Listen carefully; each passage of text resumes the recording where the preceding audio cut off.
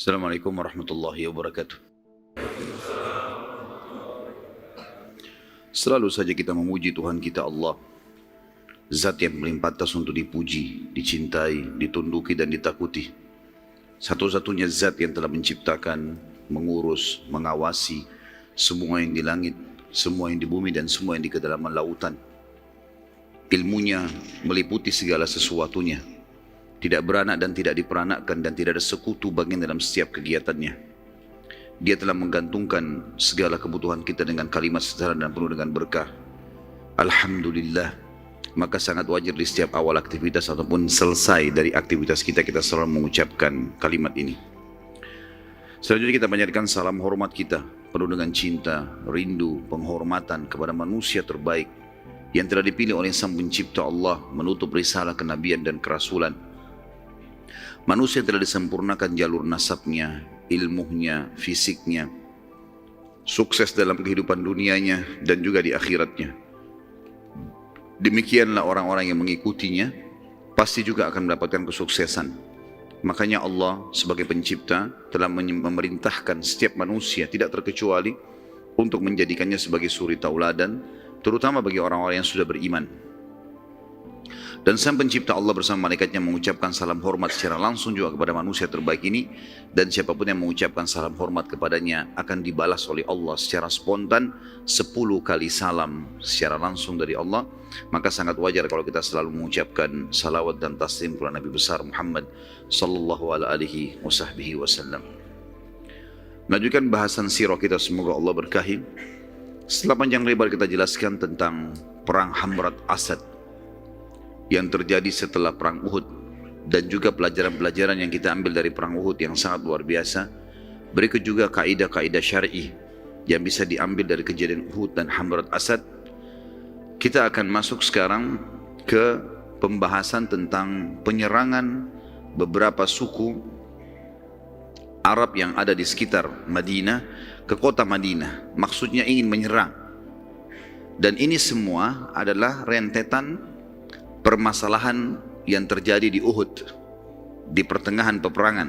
Di awal peperangan muslimin memenangkan peperangan, di tengah-tengah mereka dikalahkan, lalu kemudian mereka menang lagi di Hamrat Asad. Hanya saja Hamrat Asad, peperangan ini banyak juga di antara suku-suku Arab yang tidak sampai kepadanya berita itu. Jadi sebagian kecil, dan Quraisy berusaha menyebarkan berita kalau mereka yang menang. Dan memang banyak suku-suku Arab terpengaruh dengan pendapat Quraisy, ya, bahwasanya memang mereka yang menang. Padahal sebenarnya sudah kita jelaskan di Hamrat Asad, Quraisy tidak berani untuk datang menemui muslimin, dan muslimin sempat tinggal selama 3 hari di sana. Simpang siur, ada yang tangkap, ada juga yang tidak. Dan kasih cerita teman-teman sekalian, ternyata ada beberapa suku-suku Arab yang berpikir untuk menyerang Madinah. Dikarenakan mereka mengetahui Uhud itu tempat lokasi di mana muslimin kalah adalah di depan pintu gerbang Madinah. Artinya di depan pintu gerbang Madinah saja muslimin kalah, ya, berarti sudah sangat lemah, apalagi kalau mereka perang keluar dari kota Madinah.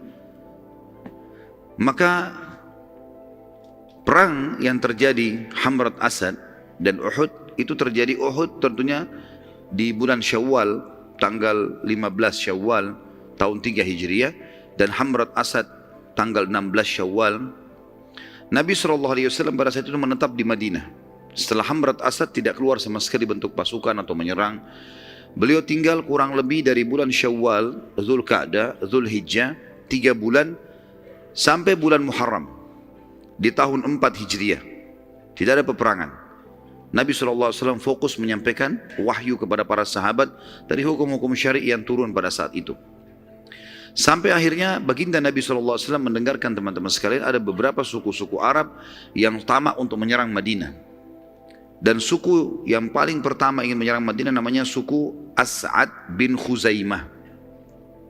Dan saya sudah bilang tadi bahasan kita di pagi hari, bagaimana orang-orang Arab itu kalau ada di antara mereka yang memiliki kelebihan fisik, ya, harta, keturunan, maka bisa ternisbatkan nama suku kepadanya. Maka ini nama orang As'ad bin Khuzaimah, tapi karena dia orang yang kaya raya, punya keturunan banyak segala macam, akhirnya terbentuklah nama suku darinya.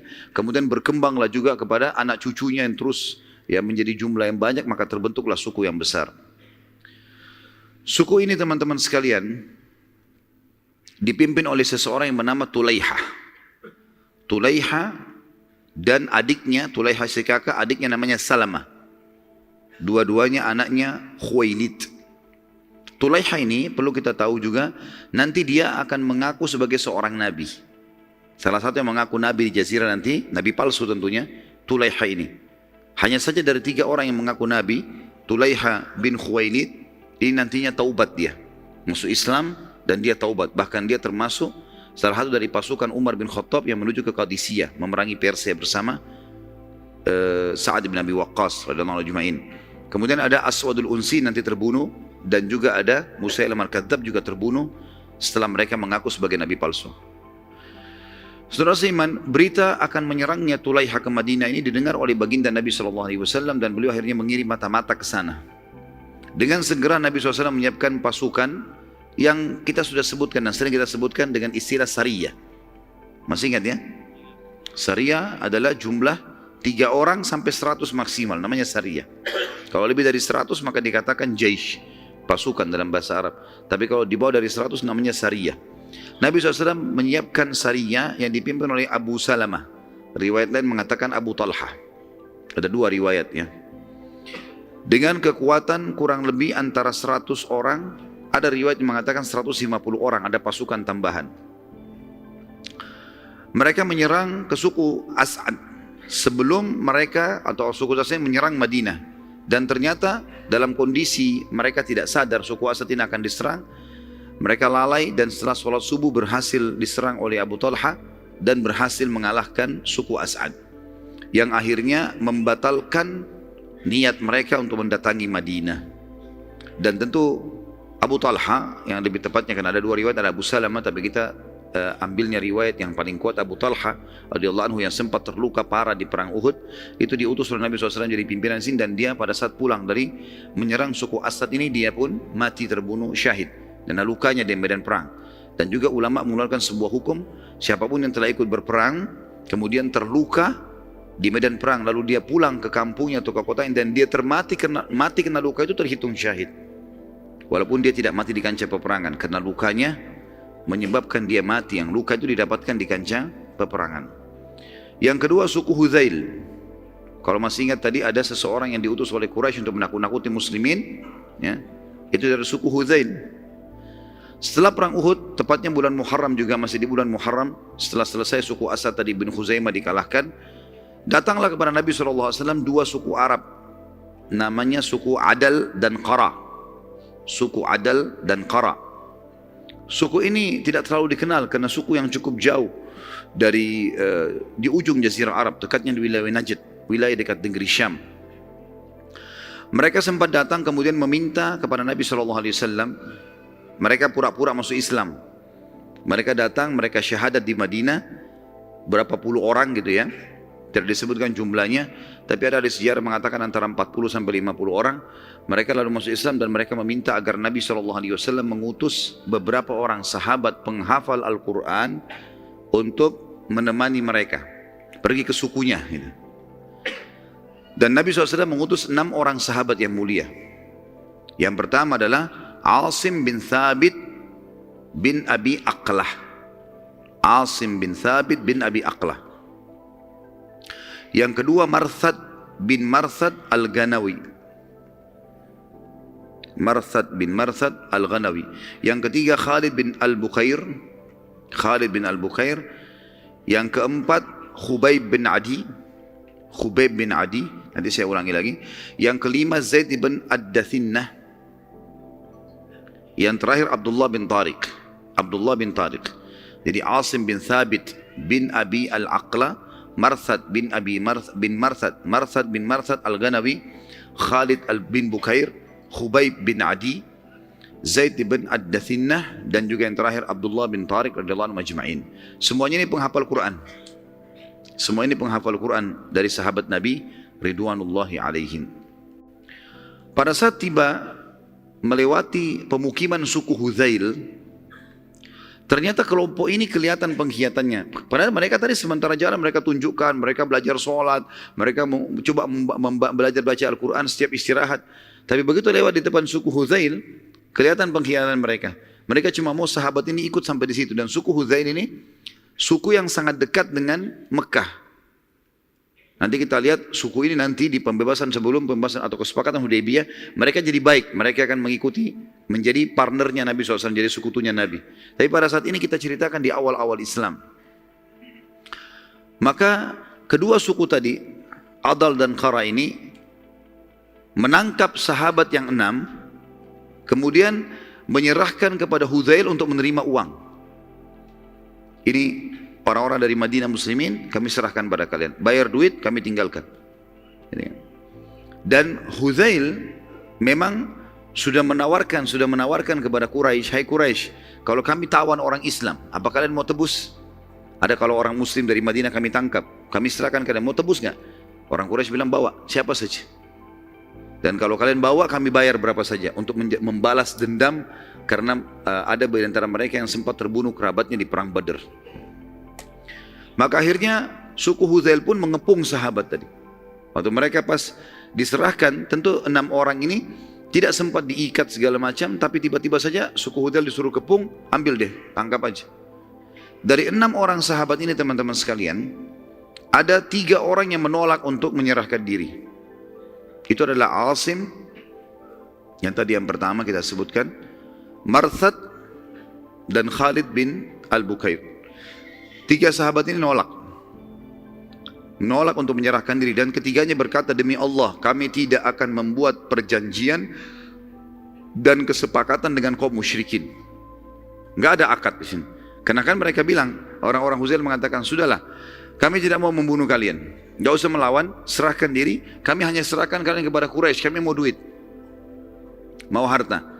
Ternyata 3 orang ini nolak, enggak mau. Akhirnya mereka menghembuskan pedang dan mereka berperang. Sampai akhirnya ketiganya mati syahid. Ketiganya sahabat ini radhiyallahu anhu mati syahid. Maka tersisa 3 orang yang lain, yang 3 orang ini menyerahkan diri. Zaid ibn Dathinnah, dari Khubayb ibn Adi, dan juga Abdullah bin Tariq. 3 orang ini menyerahkan diri. Ditawanlah. Hudzail membayar kepada 2 suku tadi, Adi dan Qara ini. Kemudian Hudzail membawa ketiga orang ini, maksudnya membawa ke Mekah untuk diserahkan. Pada saat tiba di lokasi namanya lintasan Zahran, artinya sebuah padang pasir sering dilintasi oleh para kafilah-kafilah, Abdullah bin Tariq radhiyallahu anhu sempat melepaskan tali ikatan dan akhirnya dia melawan sendiri. Dia melawan sendiri sampai akhirnya berhasil meloloskan diri, berhasil melawan tapi terbunuh syahid juga. Jadi sekarang tinggal 2 sahabat. Tinggal Zaid ibn Dathinnah dan juga Khubayb bin Adi. Kedua sahabat ini dijual ke Mekah. Khubayb bin Adi radhiyallahu anhu dibeli oleh Hujair. Yang membeli dia Hujair ibn Ahab atau ibn Ihab At-Tamimi. Siapa Hujair ini teman-teman sekalian yang membeli Khubayb? Hujair adalah saudaranya Al-Harith bin Amir bin Naufal. Al-Harith bin Amir bin Naufal, ya, jadi Khubayb bin Adi dijual ke seseorang bernama Hujair bin Ihab At-Tamimi. Hujair bin Ihab.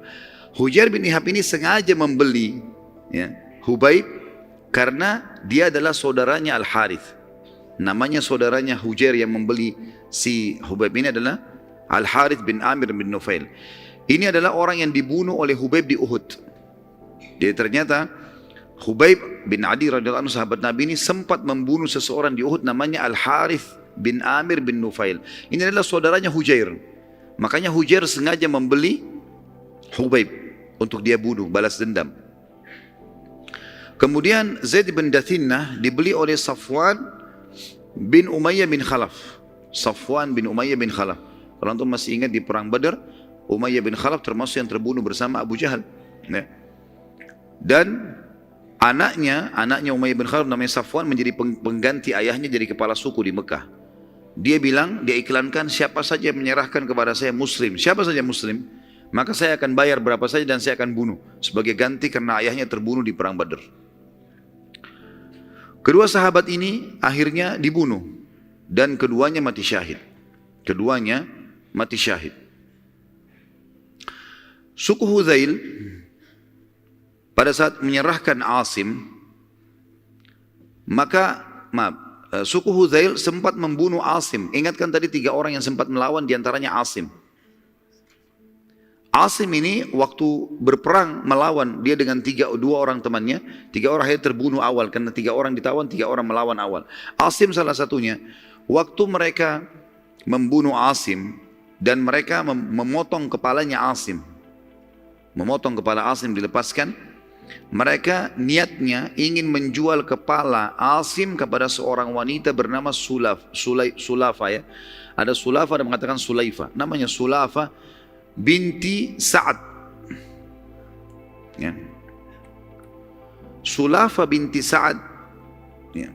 Ini sempat hadir di Uhud, dan dia sempat menyaksikan 6 orang saudaranya yang memegang bendera sempat dibunuh oleh Hamzah, Ali, dan juga Asim.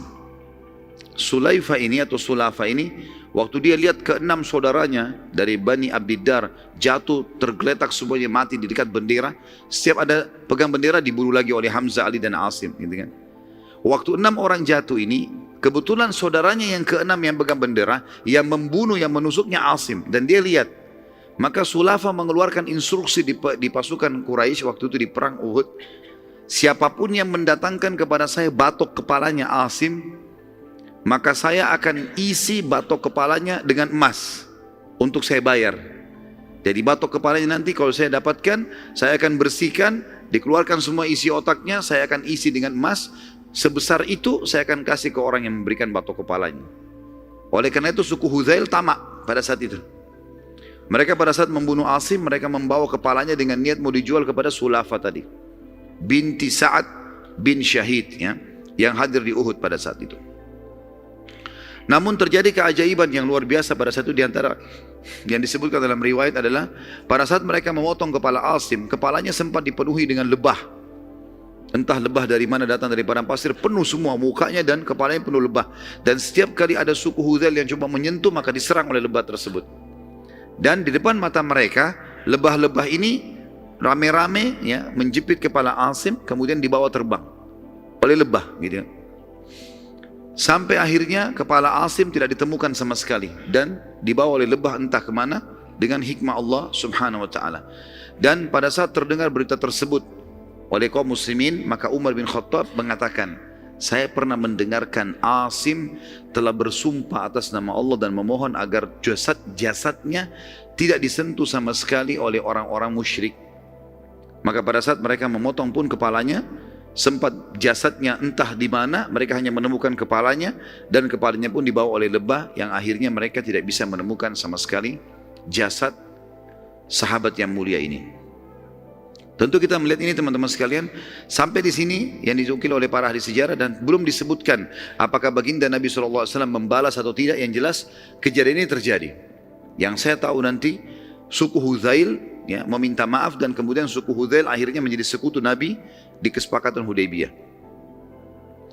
Yang ketiga, suku Sulaim, suku Ril, Zikwan, dan Usayyah. Ada 4 suku Arab, suku Sulaim, suku Ri'il ya. Ri'il ini salah satu suku Arab juga ya. Suku Sulaim, suku Ri'il, Zikwan, dan Usayyah. Ini 4 suku, Sulaim, Ri'il, Zikwan, dan Usayyah. Datang seseorang di Madinah teman-teman sekalian yang bernama Amir bin Malik. Amir bin Malik ini, tentu tadi itu nama-nama suku, judulnya ya. Tapi kita masuk sekarang histori kisahnya. Ada seseorang datang ke Madinah bernama Amir bin Malik bin Ja'far. Amir bin Malik bin Ja'far ini pimpinan suku Amir bin Sa'sa'ah, salah satu suku Arab. Ia menemui Nabi SAW. Si Amir ini bin Malik bin Ja'far menemui Nabi SAW. Lalu Nabi memberikan hadiah sebagai tanda persahabatan. Masih kafir. Lalu kata Nabi SAW, saya enggak terima hadiah dari orang kafir. Saya enggak terima hadiah dari orang kafir. Tentu di sini Nabi SAW menerima hadiah umumnya walaupun dari orang kafir. Tapi khusus pada masa itu karena perang lagi genting-gentingnya, kemudian telah terjadi kasus tadi sampai berita ke Nabi SAW tentang 6 orang sahabatnya dikhianati, maka beliau pun hati-hati. Beliau mengatakan, saya tidak terima hadiah dari orang kafir. Kecuali kalau kau masuk Islam. Kalau kau masuk Islam tidak ada masalah. Kau Muslim. Maka kata si Amir, saya enggak mau masuk Islam. Saya tidak akan masuk Islam, tetapi kalau anda mau, saya akan coba ya menyebarkan agama anda yang di suku saya. Tapi dengan syarat, harus ada sahabat anda yang berangkat. Harus ada orang yang berangkat. Nabi SAW masih trauma dengan 6 orang yang dibunuh tadi. Sampai beritakan Nabi SAW.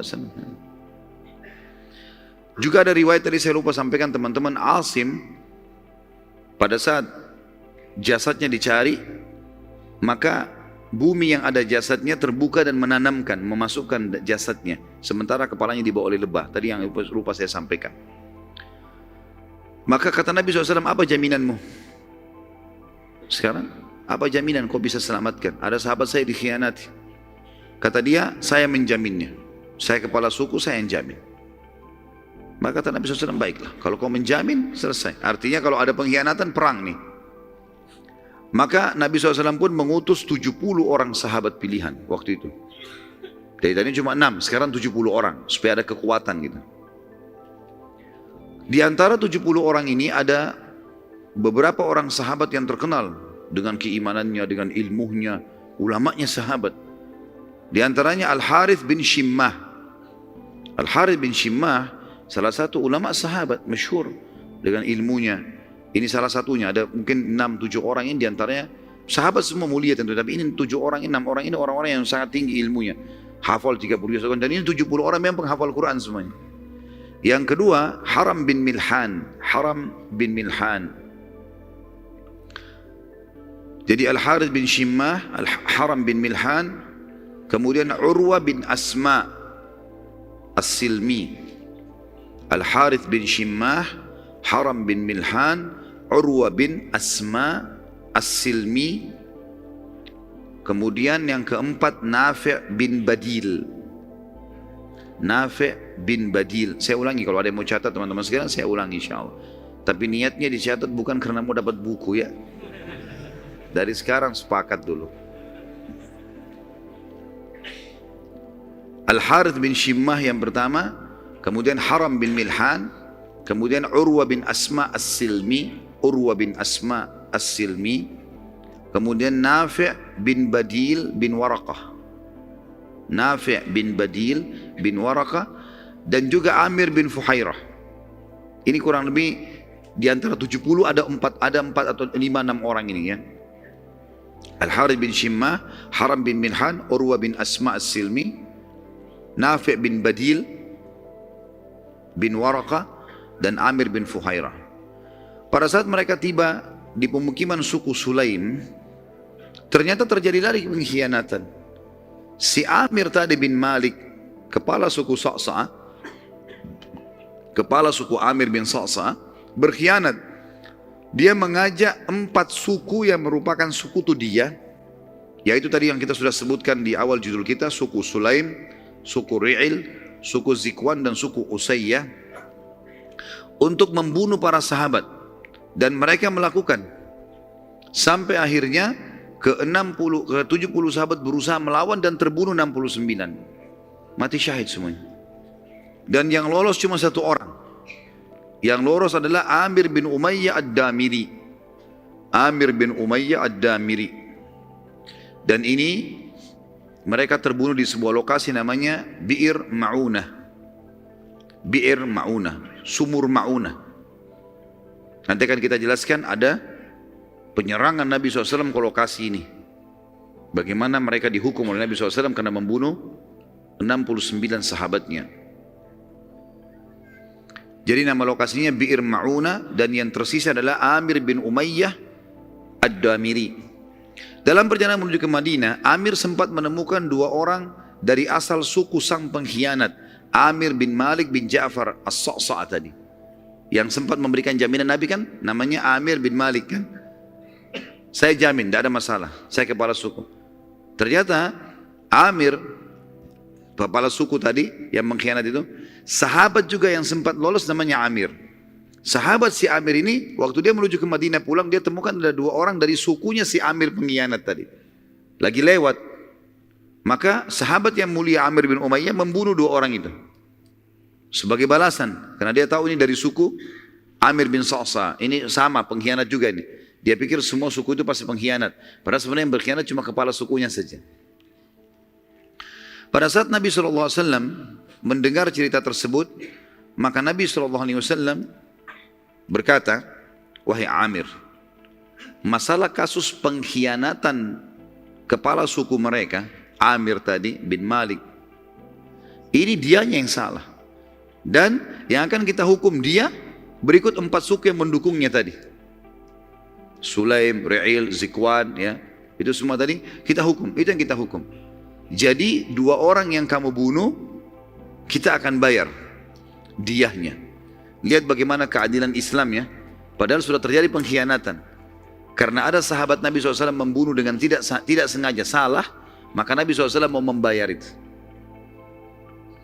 Lalu Nabi SAW sempat melakukan pada saat itu kunut nazilah sebulan.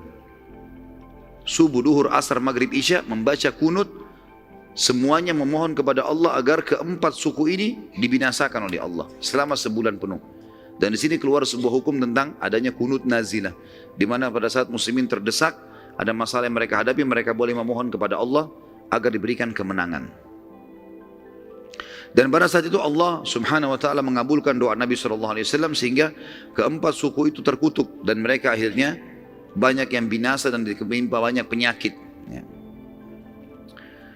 Tersisa sekarang teman-teman sekalian, pada saat Nabi SAW mau membayar dia 2 orang dari suku Amir yang dibunuh oleh Amir tadi sahabat ini, ya, maka beliau pikir kalau dikirim diyahnya ke sana, nanti bisa dibunuh lagi sahabat. Bagaimana caranya? Dicarilah di Madinah suku Madinah yang merupakan sekutunya suku Amir bin Sa'sa. Siapa? Ditemukan suku Yahudi, namanya suku Nadir. Dan kita sudah pernah sebutkan ada 3 suku di Madinah, Yahudi, Qainuqa, Nadir dan Quraidah. Suku Nadir teman-teman adalah sekutunya suku Amir bin Sa'sa. Nabi SAW ingin niat memberikan diyahnya 2 orang yang terbunuh ini kepada Bani Nadir, nanti mereka yang kasih kepada suku Amir, supaya jangan lagi ada sahabat yang dibunuh gitu. Pada saat itu Nabi SAW mendatangi sendiri pemukiman suku Nadir, dan menyampaikan hajatnya.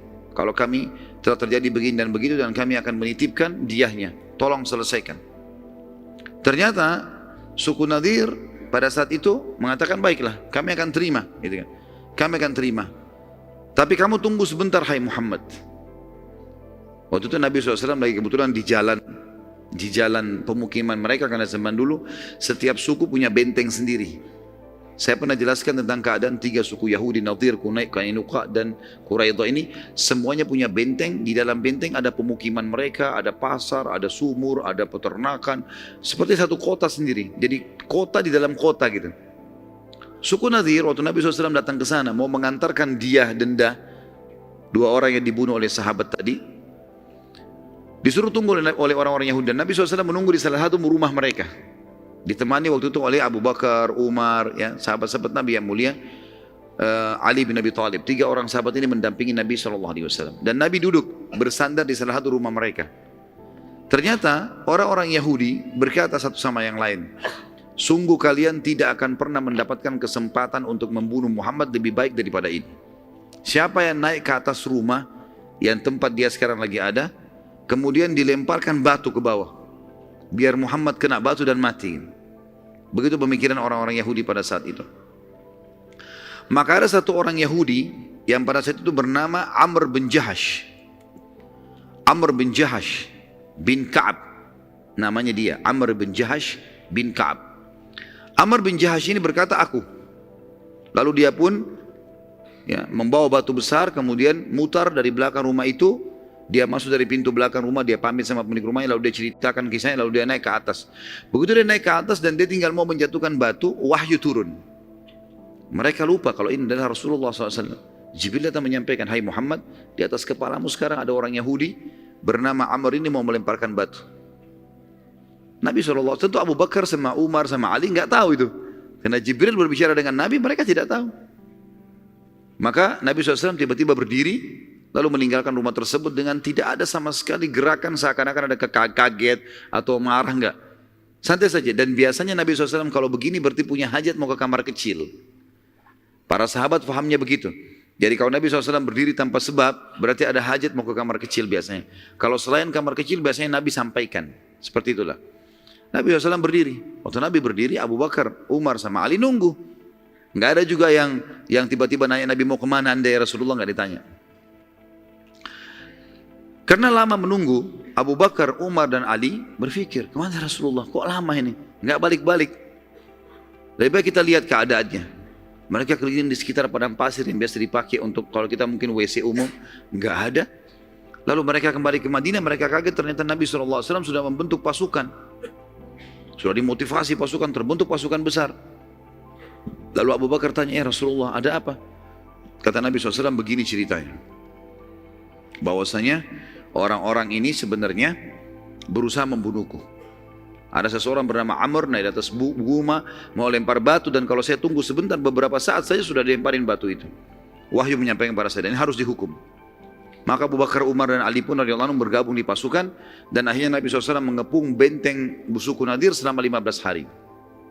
Subhanallah, selama 15 hari ini sebenarnya suku Nadir merasa bersalah dan mau menyerahkan diri kepada Nabi SAW. Tapi apa yang terjadi? Beberapa orang-orang munafik mendatangi suku Yahudi ini. Pimpinan mereka yang sudah masyhur Abdullah bin Ubay bin Salul. Kemudian ada sahabatnya bernama Wadi'ah. Ini juga seorang munafik. Kemudian ada Malik bin Qawqal. Ini juga orang munafik. Ya. Dan ada Suwaid. Ada 5 orang ini. Ada Suwaid dan ada Dais. Ya. Ada 5 orang munafik. Abdullah bin Abi Salul, Wadi'ah, kemudian Malik bin Qawqal, Suwaid dan Dais. Mereka berlima mendatangi bentengnya suku Nadir dan berkata, sudahlah jangan nyerahkan diri. Kami membela kalian. Kalian tahu kan siapa kami? Maksudnya orang-orang munafik. Kami bukan muslim, kami akan bela kalian, tidak usah khawatir. Kami juga punya pasukan, disebutkanlah pasukan kami begini, namanya si fulan, kalian tahu si fulan, si fulan, si fulan. Di Madinah mereka saling tahu, ini orang munafik semua. Kami siap membela kalian. Kalau kalian diperangi, kami akan memerangi juga muslimin. Kalau kalian mati, kami mati bersama kalian. Tadinya suku Nadir ini khawatir gitu kan. Mereka menyerahkan diri, tapi karena motivasi dari orang-orang munafik ini, akhirnya mereka tidak jadi. Mereka tidak jadi menyerahkan diri dan mereka akhirnya mau melawan. Sampai akhirnya ya, mereka dikepung 15 hari dan ternyata dalam 15 hari itu pun setelah orang-orang yang munafik ini keluar, sama sekali mereka tidak mengirim bantuan, tidak ada beritanya gitu kan. Akhirnya mereka menyerahkan diri dan ini sifatnya orang munafik. Orang munafik subhanallah biasa gitu. Sama kaum muslimin benci, sama orang kafir penjilat. Ya, dan dusta semua hidupnya. Dan kita tahu surah An-Nisa menjelaskan masalah itu. Surah An-Nisa surah nomor 4 ayat 138. Dimulai dari 138. Pernah saya bacakan ayat ini tapi saya bacakan lagi. A'udzubillahi minasyaitonirrajim. Basyiril munafiqina bi anna lahum 'adzaban alima. Sampaikanlah berita ya bahwasanya orang-orang munafik itu akan mendapatkan siksa yang pedih. Alladzina yattakhiduna al-kafirina awliya min dunil mu'minin. Mereka adalah orang-orang yang menjadikan orang kafir sebagai tempat-tempat mereka bersandar. Ayabtaguna indahumul izzata fa innal izzata lillahi jami'a. Mereka mengira bahwasanya orang-orang kafir itu punya kemuliaan sehingga mereka berusaha menjilat di situ, mau mendekat, padahal semuanya kemuliaan di sisi Allah. Wa qad nazzala 'alaikum fil kitab an idza sami'tum ayatillahi yukfaru biha ustahza'u biha. Dan telah diturunkan dalam Al-Quran dengan sangat tegas.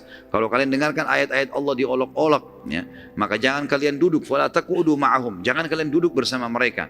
Hatta yakhudu fi haditsin ghairi. Sampai mereka mengalihkan pembicaraan ke yang lain. Innakum idam mithluhum. Kalau kalian ikut-ikutan sama orang-orang munafik itu, orang-orang kafir itu, maka kalian sama saja dengan mereka.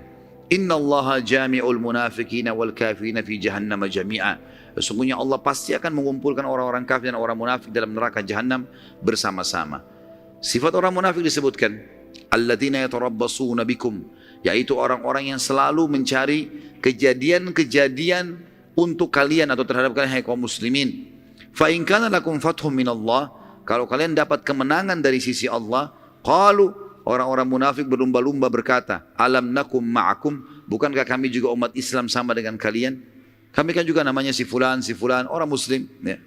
Wa in kana lil kafirin nasib, dan kalau seandainya orang kafir yang mendapatkan kemenangan, qalu alam nastahwid alaikum, bukankah kami telah memenangkan kalian? Wa namna'kum minal mu'minin, dan kami melarang atau menahan kalian dari orang-orang beriman. Lalu mereka mengatakan, ya, bukankah kami telah memenangkan kalian dari kaum mukminin dan juga kami menahan kalian, kami telah memenangkan kalian dan kami menahan kalian dari orang-orang beriman. Fallahu yahkum bainahum yaumal qiyamah, Allah akan menghakimi di antara mereka pada hari kiamat. Walan yaj'alallahu lil kafirin 'alal mu'minina sabila, Allah tidak akan mungkin memberikan orang-orang kafir untuk memusnahkan orang mukmin secara keseluruhan.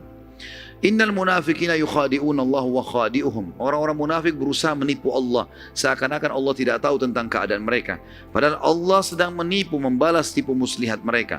Wa idza qamu ila sholati qamu kusala, mereka kalau bangun salat mereka sangat malas.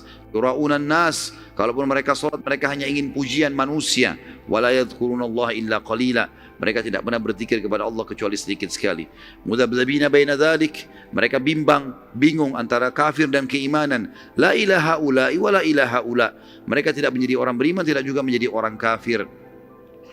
Wa may yudlilillahu falan tajid lahu sabila, siapa yang telah Allah sesatkan maka kalian tidak akan dapatkan petunjuk baginya.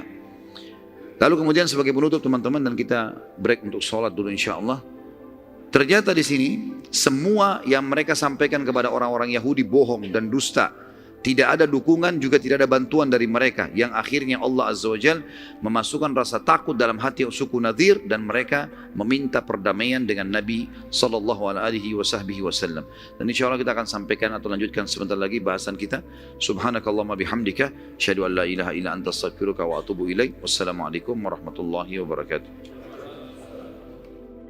Assalamualaikum warahmatullahi wabarakatuh.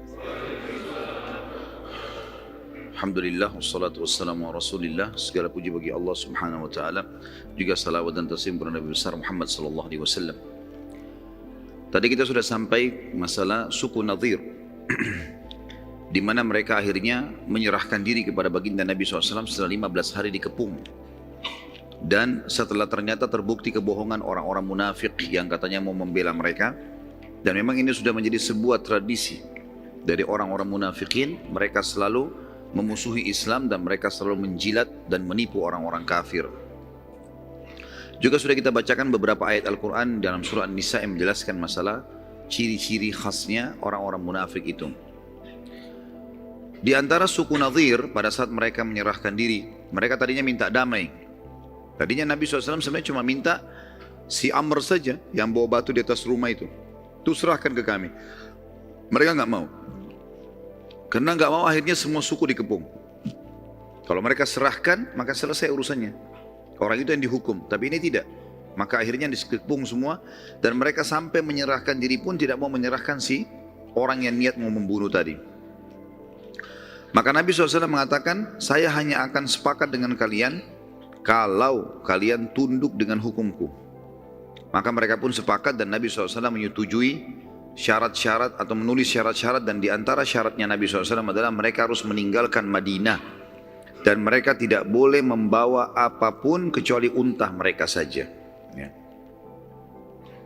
Maaf, mereka boleh membawa apa saja yang mampu diangkat oleh unta mereka. Yang lain tidak bisa, kayak rumah, kebun-kebun tentu tidak bisa. Mereka hanya bisa membawa apa yang mampu diangkat oleh untahnya. Dan di antara suku Nadir ada yang masuk Islam, 2 orang Yahudi, Yamair bin Amr bin Ka'ab, Yamair bin Amr bin Ka'ab radhiyallahu anhu, dan juga Abu Sa'ad bin Wahab. Yamair bin Amr bin Ka'ab dan Abu Sa'ad bin Wahab. Sehingga akhirnya Nabi SAW mengembalikan harta mereka. Karena mereka masuk Islam, dikembalikan semua apa yang tadi diambil oleh Nabi SAW. Harta suku Nadir dibagi oleh baginda Nabi SAW kepada seluruh muhajirin yang pertama masuk Islam dari Mekah. Dan dari orang Ansar diberikan 2 orang saja, Sahal bin Hunayf dan Syammah bin Kharashah atau Abu Dujana. Dua orang sahabat Nabi dapat ghanimah dari orang-orang Ansar cuma dua orang.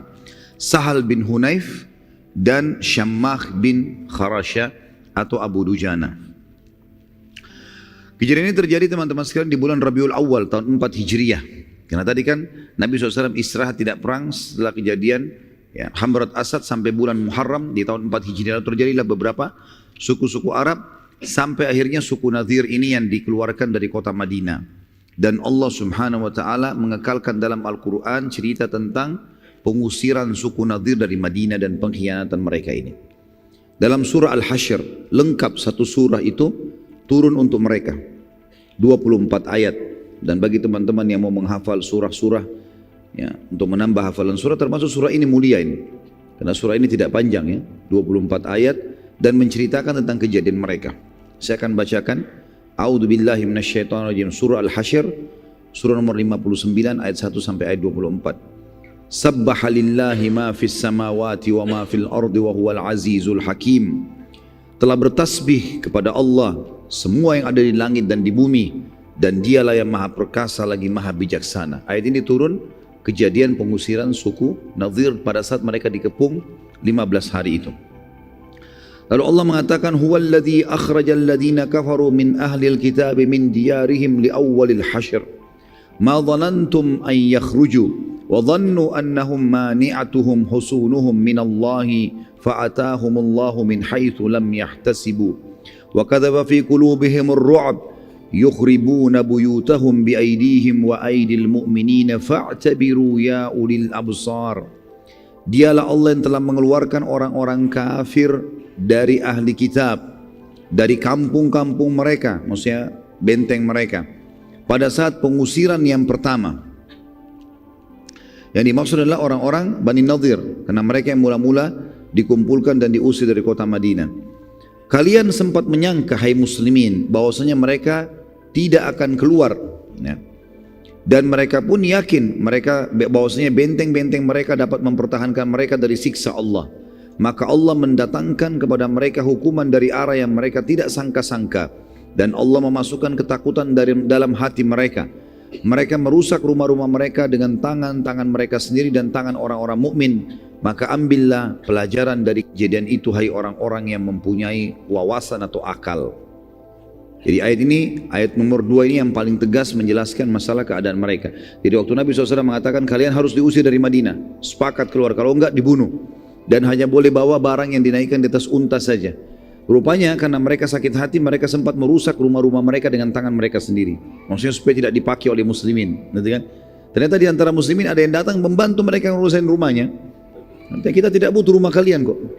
Tidak butuh, keluar saja gitu. Allah mengatakan ambil pelajaran dari situ. Suku Nadhir ini teman-teman sekalian memiliki di dalam benteng itu sekitar 1000 personil perang, ahli perang, prajurit, dan mereka masih mempunyai sekian ribu orang yang memang bukan personil perang tapi bisa dipakai tenaganya. Yang mengepung mereka hanya segelintir berapa ratus sahabat bersama Nabi SAW. Tapi Allah mendatangkan ketakutan-ketakutan pada mereka sehingga akhirnya mereka menyerahkan diri. Dan beginilah selalu keadaan peperangan muslimin. Kalau memang mereka ikhlas kepada Allah, walaupun jumlahnya lebih sedikit, pasti Allah berikan kemenangan.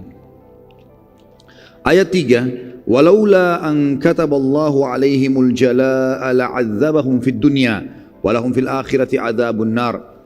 Dan jika saja ya, atau jika tidaklah Allah, jika tidak karena Allah telah menetapkan pengusiran terhadap mereka, benar-benar Allah akan mengadab mereka di dunia dan bagi mereka di akhirat azab neraka. Kalau bukan Allah mudahkan kalian mengusirnya, hai muslimin, mereka tetap akan Allah siksa dalam benteng mereka. Jadi semuanya itu adalah penghinaan. Dan di akhirat juga kalau mereka tidak sempat taubat, tidak masuk Islam, pastilah mereka akan masuk ke dalam neraka Jahannam. Dzalika bi annahum syaqqullaha wa rasulahu wa man yushaqillaha fa innallaha syadidul iqab. Demikian itu karena mereka menentang Allah dan Rasulnya. Barang siapa yang menentang Allah dan Rasulnya, sesungguhnya Allah sangat keras hukumannya. Ma qata'tum min linatin aw taraktumuha qa'imatan ala usuliha aw taraktumuha qa'imatan ala usuliha fa biidnillahi wa liyukhziyal fasiqin. Apa saja yang kalian tebang dari pohon-pohon kurma milik orang-orang kafir, atau yang kalian biarkan tumbuh berdiri di atas pokoknya, maka semua itu dengan izin Allah, dan karena Dia hendak memberikan kehinaan kepada orang-orang fasik. Perlu kita ketahui teman-teman sekalian, di luar bentengnya Bani Nadhir, karena dalam benteng kalau mereka tanam kebun kurma, maka habis tempat, mereka butuh tempat tinggal, maka mereka beli atau beli tanah-tanah di sekitar Madinah di luar benteng, jadikan kebun-kebun, dan luas sekali kebun-kebunnya orang-orang Nadhir ini. Waktu mereka orang-orang Yahudi ciri khasnya suka sekali dengan harta. Mereka lebih cinta hartanya daripada diri mereka, keluarga mereka sendiri. Orang Yahudi siap mengorbankan istrinya, yang penting hartanya nggak hilang. Ya. Anak-anaknya juga siap, nggak ada masalah, yang penting jangan hartanya. Ya. Makanya Allah Subhanahu Wa Taala menyebutkan tentang sifat mereka buruk sekali tentang cintanya terhadap dunia. Gitu kan. Mereka berharap dipanjangkan umurnya, berharap mengumpulkan harta seperti itulah. Yang jelas waktu itu salah satu titah Nabi SAW adalah tebang pohon-pohon kurmanya di depan matanya mereka, dan pohon kurma harta mereka yang paling mahal pada saat itu. Maka mereka waktu lihat, mereka sebarin berita, "Hai Muhammad, kenapa ketebang pohon-pohon? Bukankah agamamu melarang untuk menebang pohon?" Gitu kan. Karena kan Nabi SAW kalau kirim pasukan menitip pesan, jangan bunuh perempuan, jangan bunuh anak-anak, ya, jangan tebang pohon-pohon, kan gitu. Jangan bunuh hewan-hewan, nggak ada hubungannya. Jangan rusak fasilitas umum, ada larangan. Tapi Allah khusus menyebutkan tentang masalah pengepungan Bani Nadhir. Kata Allah, apa saja yang kamu tebang dari pohon kurma. Ya, kalau antum tidak ikuti sebabnya tadi ini, mungkin tidak tahu apa yang dimaksud oleh Allah di sini kan. Tapi di sini ternyata muslimin ada yang menebang pohon-pohon kurma, sehingga pada saat mereka lihat, mereka ketakutan orang Yahudi ini. Mereka takut hartanya hilang. Gara-gara ini salah satu faktor yang membuat akhirnya mereka menyerahkan diri. Apa saja yang kamu tebang, kata Allah, dari pohon kurma milik orang-orang kafir itu, atau yang kamu biarkan saja tidak ditebang di pokoknya, maka semua itu tetap dengan izin Allah. Dan karena Dia hendak memberikan kehinaan kepada orang-orang kafir. Maksudnya biar mereka merasa kehilangan hartanya, Allah hinakan dengan itu. Kemudian di ayat ke-6-nya, wa ma afa Allahu ala rasulihi minhum fama aujaftum alaihi min khailin wala rikabin walakinna Allah yusallitu rusulahu ala man yasha wallahu ala kulli syai'in qadir. Dan apa saja harta rampasan fai, ma afa Allah. Jadi fai adalah istilah harta rampasan perang yang tidak ada perlawanan dari musuh, namanya fai. Dengan peperangan sehingga kita menang, namanya ghanimah, beda. Kalau fai punya hukum sendiri, ya, nanti kita akan jelaskan. Yang jelas Allah mengatakan di sini di ayat 6-nya, apa saja harta rampasan fai yang diberikan Allah kepada Rasul dari harta benda mereka, maka untuk mendapatkan itu kamu tidak mengerahkan seekor kuda pun dan tidak pula seekor unta pun, tapi Allah yang memberikan kekuasaan kepada Rasulnya terhadap apa saja yang dikehendakinya, dan Allah Maha Kuasa atas segala sesuatu.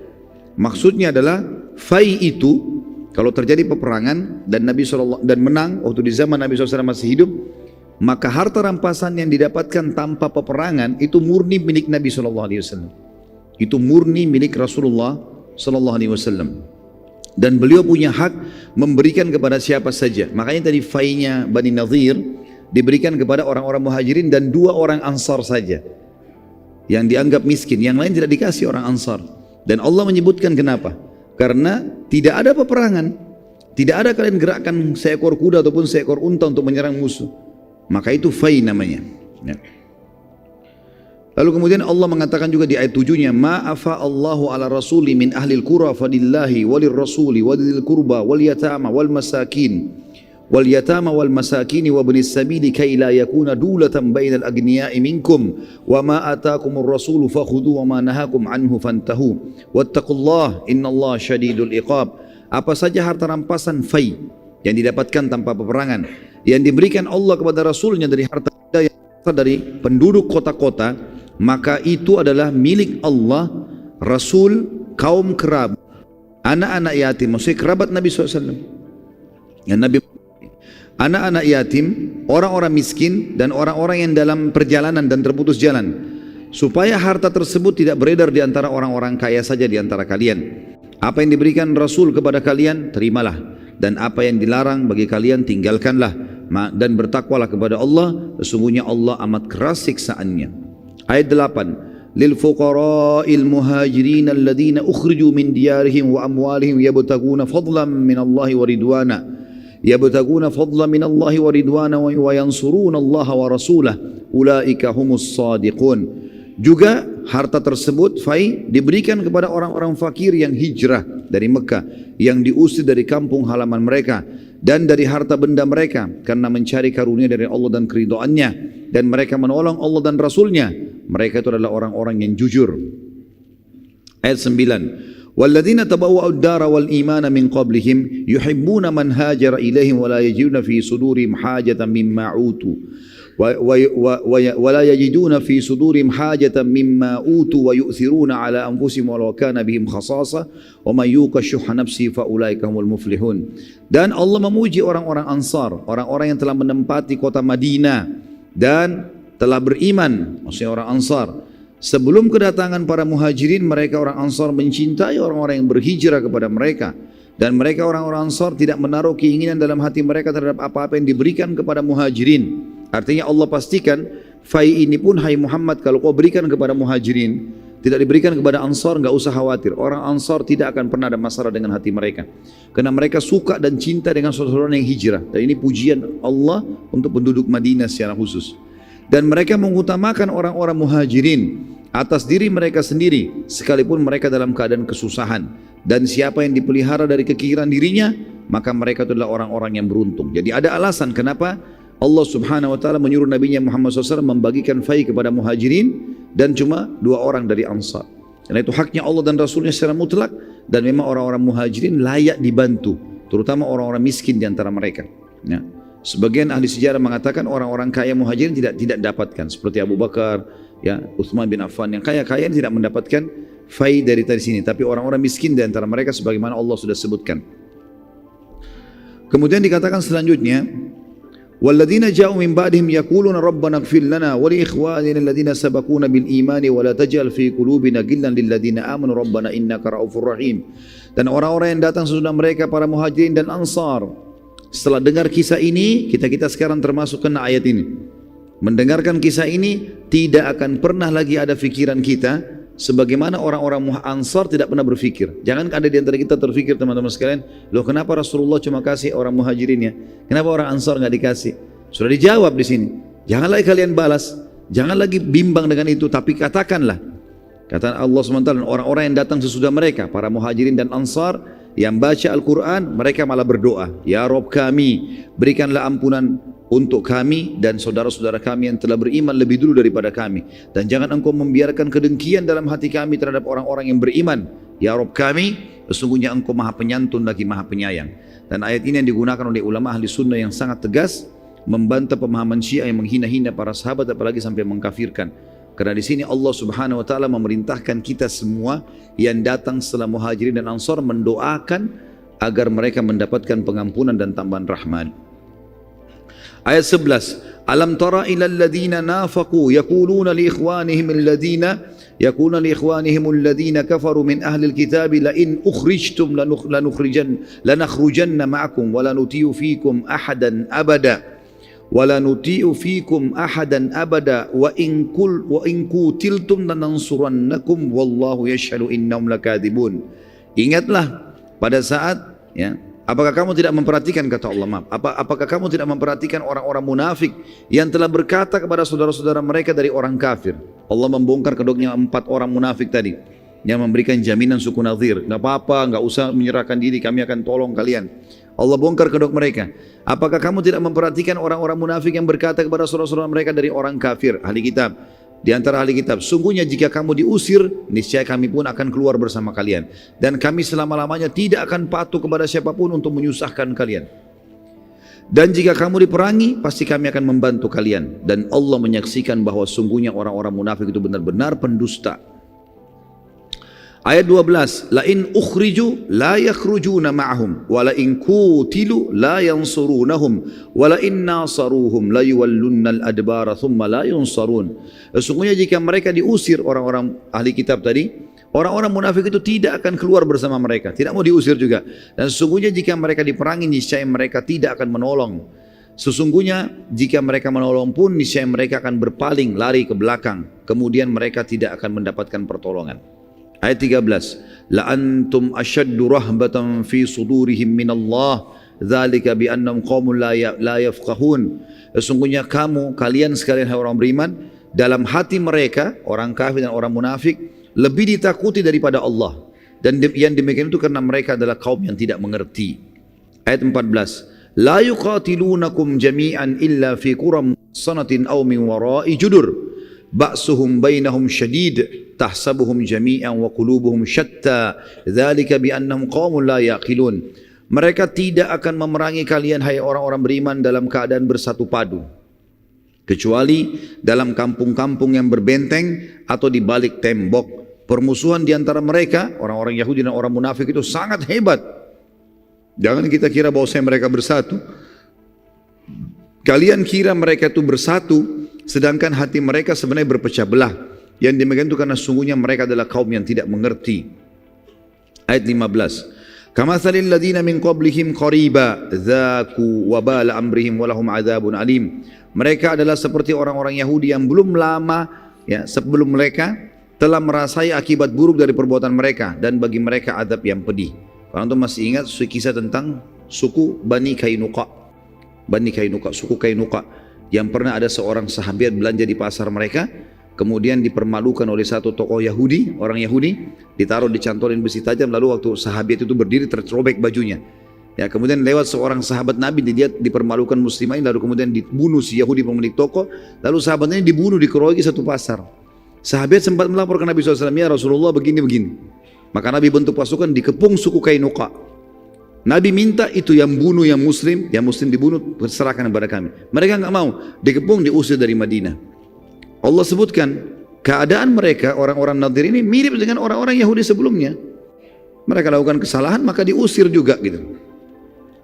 Ayat 16-nya, kamathali syaitani idh qala lil insani kfur falamma kafara qala inni bari'um minka inni akhafullaha rabbal alamin. Bujukan orang-orang munafik kepada orang kafir itu seperti bujukan syaitan. Ketika dia berkata kepada manusia, kafirlah kamu, maka tak kala manusia itu kafir, ia berkata, sungguhnya aku berlepas diri dari kalian, karena sungguhnya aku takut kepada Allah, Rabb semesta alam. Jadi orang-orang kafir itu sebenarnya, termasuk di Indonesia di mana-mana, kalau mereka tahu orang-orang munafik itu sebenarnya hanya menjilat saja, ini Allah bongkar kedoknya kepada kita. Kita umat Islam tahu siapa mereka. Nah, statusnya muslim tapi jauh dari agama, benci dengan Islam. Tidak ada yang di zaman Nabi SAW tidak ada munafik diberikan jabatan. Enggak pernah pemimpin perang, enggak pernah diamanahkan kota Madinah, enggak pernah Nabi suruh kumpulin zakat, enggak pernah apa. Nabi enggak pernah libatin mereka. Tapi Nabi sampaikan ke sahabat, ini orang-orang begini cirinya. Nanti setelah pembebasan kota Mekah kita lihat bagaimana Allah beberkan, mempermalukan orang-orang munafik luar biasa. Sampai namanya Nabi sebut, si fulan munafik, si fulan munafik, si fulan munafik. Nabi seperti itulah ya. Yang jelas orang-orang kafir kalau tahu ayat-ayat ini mereka pasti tahu tidak boleh mereka bekerjasama dengan umat Islam yang menjilat mereka, karena pasti orang munafik. Orang muslim yang sejati tidak bakal kerjasama sama orang kafir dalam masalah-masalah seperti itu. Dikatakan di sini di ayat 17-nya, fakana akibatuhuma annahuma finnari khalidaini fiha wa dzalika jazaa'ul zalimin. Maka kesudahan keduanya, orang kafir dan orang munafik, pasti masuk ke neraka. Mereka kekal di dalamnya, demikianlah balasan bagi orang-orang zalim. Ayat 18, ya ayyuhalladzina amanu taqullaha wal tanzur nafsum ma qaddamat lighad wattaqullaha innallaha khabirum bima ta'malun. Hai orang beriman, bertakwalah kepada Allah, patuhlah terhadap perintahnya, tinggalkan larangannya, dan hendaklah setiap diri memperhatikan apa yang dia perbuat untuk hari esoknya, maksudnya akhiratnya, dan bertakwalah kepada Allah, sungguhnya Allah mengetahui apa yang kalian kerjakan. Ayat 19, wala takunu kalladina nasullaha fa ansahum anfusahum ulaika humul fasiqun. Jangan kalian menjadi seperti orang-orang yang lupa kepada Allah, tidak mau mengenal Allah, tidak mau belajar, tidak mau mengetahui ya halal haramnya Allah, lalu Allah menjadikan mereka lupa kepada diri mereka sendiri. Mereka itulah orang-orang yang fasik. Ayat 20, la yastawi ashabun nari wa ashabul jannah humul faizun. Tidak akan pernah sama keadaan penghuni-penghuni neraka dengan penghuni-penghuni surga. Ketahuilah, penghuni-penghuni surga kata kuncinya patuh di dunia, Beriman pada Allah, nikmati halal, tinggalkan haram. Kerjakan perintah, tinggalkan larangan. Tidak akan sama antara penghuni neraka dengan penghuni surga. Penghuni surga itu adalah orang-orang yang beruntung. Ayat 21. Lau anzalna hadzal Qur'ana ala jabalin la ra'aitahu khashi'an mutasaddian min khasyatillah wa tilkal amsalu nadribuha lin-nasi la'allahum yatafakkarun. Kalau sekiranya Al-Qur'an ini maknanya adalah masih banyak orang yang ragu dengannya, tidak mau membaca, tidak mau menghafal, tidak mau memahami, tidak mau mengamalkan. Ketahuilah, Al-Quran yang kami turunkan ini, kalau diturunkan di atas sebuah gunung yang kokoh, pasti kamu akan melihat gunung itu tunduk terbelah, terpecah belah, disebabkan ketakutannya dengan firman Allah di situ. Karena Allah, perkataan Allah. Dalam perumpamaan itu kami buat untuk manusia supaya mereka berfikir. Ayat 22. Wallahu alladzi la ilaha illahu alimul ghaibi wasyahadah warrahmanur rahim. Yang menurunkan Al-Quran, yang menurunkan syariat, yang telah mengutus Rasulullah Muhammad SAW adalah Allah. Tidak ada Tuhan selain Dia. Yang mengetahui yang gaib dan yang nyata. Dialah yang maha pemurah lagi maha penyayang. Ayat 23. Wallahu alladzi la ilaha illa huwal malikul quddusus salamul mu'minul muhaiminul azizul jabbarul mutakabbir. Subhanallahi amma yusyrikun. Dialah Allah yang tidak ada Tuhan selain Dia. Satu-satunya Raja yang maha suci, yang maha sejahtera. Yang suci artinya tidak ada sama sekali hal-hal yang negatif. Allah ciptakan baik dan buruk, Allah selalu baik. Jujur dan dusta, Allah selalu jujur, makanya dusta dilarang.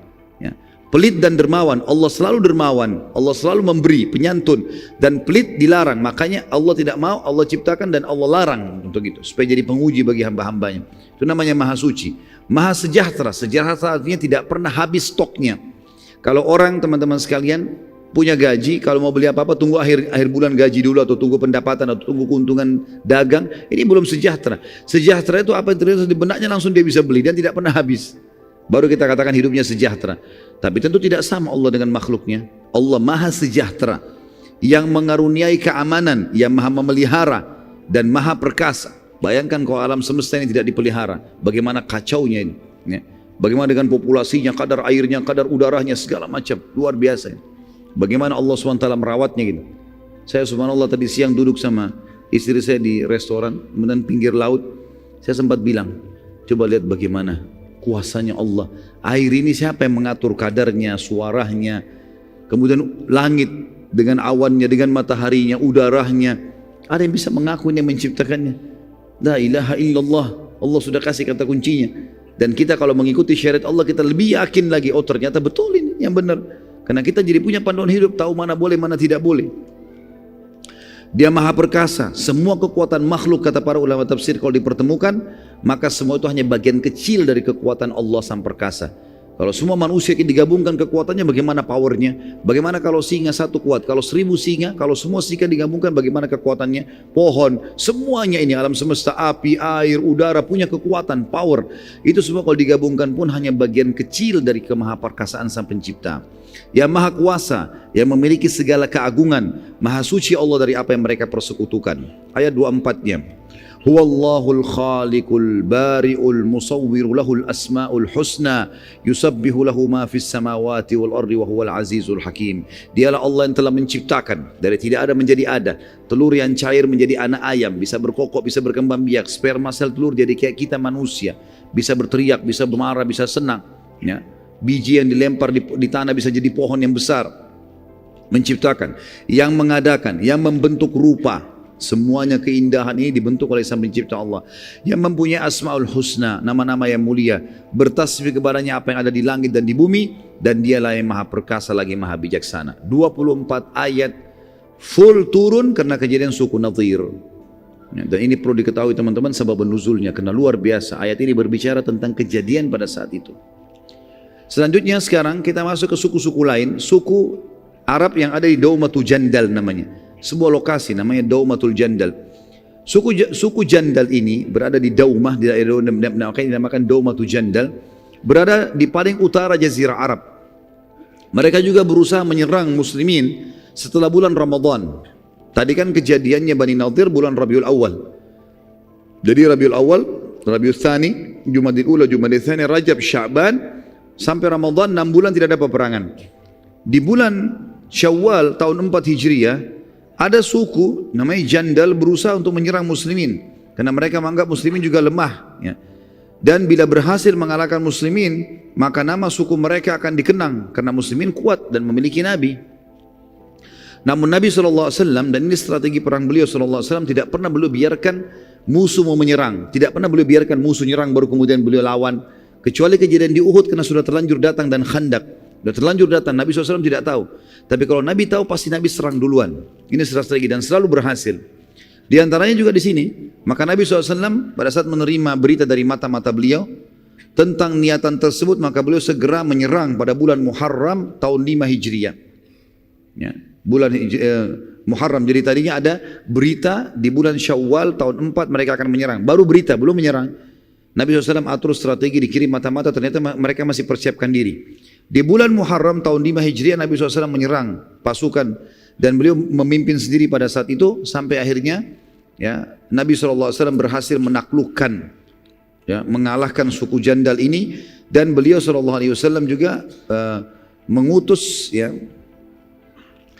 Muhammad bin Maslamah radhiyallahu anhu untuk, ya, menangkap. Pada saat mereka Nabi SAW tiba di sana, ternyata suku Jandal ini sudah banyak yang lari. Muhammad bin Maslamah menangkap salah satunya, lalu kemudian dihukum untuk melapor di mana sukunya, tapi dia tidak bisa mengaku karena sukunya sudah hilang semua. Akhirnya Nabi SAW membebaskannya, dan pada saat itu beliau pun tinggal di pemukiman mereka, pemukiman suku Jandal, dari bulan Muharram sampai Rabiul Awal. Jadi 3 bulan Nabi bermukim di situ, berkemah, nunggu kalau sukunya kembali, untuk menunjukkan kepada suku-suku Arab yang lain kalau muslimin tidak main-main dalam masalah menghukum orang-orang yang berusaha menyerang Madinah. Selanjutnya suku Mustaliq, dan ini punya kisah tersendiri yang perlu kita bahas gitu. Suku Mustaliq, setelah Nabi SAW pulang dari Daumatul Jandal, beliau SAW mendapat berita lagi, ada rencana suku Arab yang lain namanya Mustaliq, dipimpin oleh Al-Harith bin Abu Dirar. Dan ini kita lihat teman-teman, upaya suku-suku Arab ini semuanya terjadi justru karena efek daripada perbuatan 43 orang sahabat yang turun dari gunung pemanah di Uhud gitu. Makanya kata para ulama, ada sebuah kaidah penting dalam masalah kehidupan. Siapapun yang telah memulai sebuah kesalahan, maka dia harus tahu akan ada efek dari kesalahan itu. Nggak ada kesalahan yang tidak punya efek teman-teman. Makanya usahakan tidak salah, ya, karena kesalahan itu ada efek walaupun kita sudah minta maaf. Misal antum siram air ke badan orang, kita minta maaf, efeknya ada, bajunya basah, dan dia bisa mengenang itu seumur hidupnya. Masalahnya di situ. Makanya kasus sahabat yang turun dari bukit pemanah 43 orang yang kita ceritakan panjang lebar tadi pagi, itu teman-teman sekalian, mungkin pada saat mereka pulang ke Madinah kita sudah jelaskan kan, Allah turunkan Al-Quran memaafkan mereka. Tapi permasalahannya efek dari perbuatan mereka ini panjang. Ternyata banyak suku-suku yang akhirnya mau menyerang Madinah, efeknya itu. Dan akhirnya muslimin tersibukkan untuk menghadapi musuh-musuh ini yang tadinya sebenarnya tidak perlu. Di awal peperangan mereka sudah menang. Dan kita sudah jelaskan juga tadi pagi bagaimana ayat Al-Quran menceritakan kepada kita dengan sangat jelas, kalau seandainya mereka bersabar sebentar saja, tidak usah turun pemanah, udah menang, udah selesai, karena Quraisy sudah lari, gitu kan. Pemimpin suku Mustaliq ini bernama Al-Harith bin Abu Dirar. Al-Harith bin Abu Dirar. Nabi SAW mengirim ke sana, mengutus Buraidah bin Al-Husayb. Buraidah sahabat Nabi radhiyallahu anhu. Buraidah bin Al-Husayb Al-Aslami. Buraidah bin Al-Husayb Al-Aslami memata-matai mereka, dan akhirnya Nabi SAW membentuk pasukan yang dipimpin langsung oleh beliau, dan ini dikatakan Ghazwat Bani Mustaliq. Karena pernah saya jelaskan teman-teman juga di beberapa peperangan Nabi SAW sebelumnya, kalau peperangan yang Nabi pimpin langsung namanya Ghazwah. Seperti Ghazwat Badr, Ghazwat Uhud, Ghazwat Bani Mustaliq. Kalau yang Nabi tidak pimpin, kalau pasukan besar, ratusan jumlahnya, ribuan, maka dinamakan ma'rakah. Kalau kecil namanya sariyah. Nah, ini ada nama-nama di dalam buku-buku sejarah Nabi SAW. Akhirnya Buraidah membawa berita bahwasanya Bani Mustaliq sudah siap-siap mau menyerang. Lalu Nabi SAW membentuk pasukan dan beliau pimpin sendiri. Nabi SAW memberi panji muhajirin kepada Abu Bakar radhiyallahu anhu, dan ini sekaligus juga membantah sebagian orang mengatakan Abu Bakar itu tidak diamanahkan oleh Nabi, gitu kan. Padahal Abu Bakar berapa kali dikirim oleh Nabi peperang. memimpin peperangan, termasuk di Bani Mustalik dia yang pegang panjinya, yang pegang bendera. Dan kita sudah tahu di perang Uhud kita jelaskan yang pegang bendera berarti sangat terancam, karena kalau bendera jatuh berarti pasukan kalah. Harus orang yang paling dianggap dipercaya, kuat, punya keterampilan perang dan seterusnya, punya jiwa yang besar. Dan panji orang-orang Ansar diberikan kepada Sa'ad bin Ubadah radhiyallahu anhu majma'in. Sempat terjadi saling panah pada saat itu, ya, tapi Bani Mustalik kaget karena diserang tiba-tiba oleh Nabi SAW. Akhirnya mereka kalah. Ya, mereka menyerah. Dan seluruh Bani Mustalik jadi tawanan. Kita fokus ke satu orang tawanan yang mulia tawanan ini. Seorang wanita namanya Juwairiyah. Juwairiyah binti Al-Harith. Tadi ini pimpinan suku Mustalik namanya Al-Harith kan? Ini anaknya, jadi anak raja gitu. Tertawan. Dan waktu dibawa ke arah Nabi SAW, Nabi SAW mengatakan, pada saat itu sebenarnya ada dua riwayat ya. Riwayat yang pertama itu menjelaskan kepada kita kalau Juwairiyah ingin menebus dirinya. Waktu dia jadi tawanan, dia ingin menebus dirinya, tapi semua hartanya sudah jadi ghanimah, nggak bisa lagi dia pakai. Maka dia minta kepada muslimin untuk diantar ke Nabi SAW, dan dia mau izin. Dia mau izin agar Nabi SAW menghutangkan dia supaya dia bisa bebas. Jangan jadi tawanan, jangan jadi budak. Maka waktu dia datang ke kemah Nabi SAW, waktu itu Nabi sedang membawa istrinya Aisyah radhiyallahu anha. Waktu dibuka kemah, Aisyah mengatakan, waktu saya melihat Juwairiyah saya sudah tahu ini nanti kemungkinan bisa menjadi istri Nabi SAW, gitu kan? Maka dia mengatakan, di mana Rasulullah? Kata Aisyah, kenapa? Dia bilang, saya ingin menebus diri saya.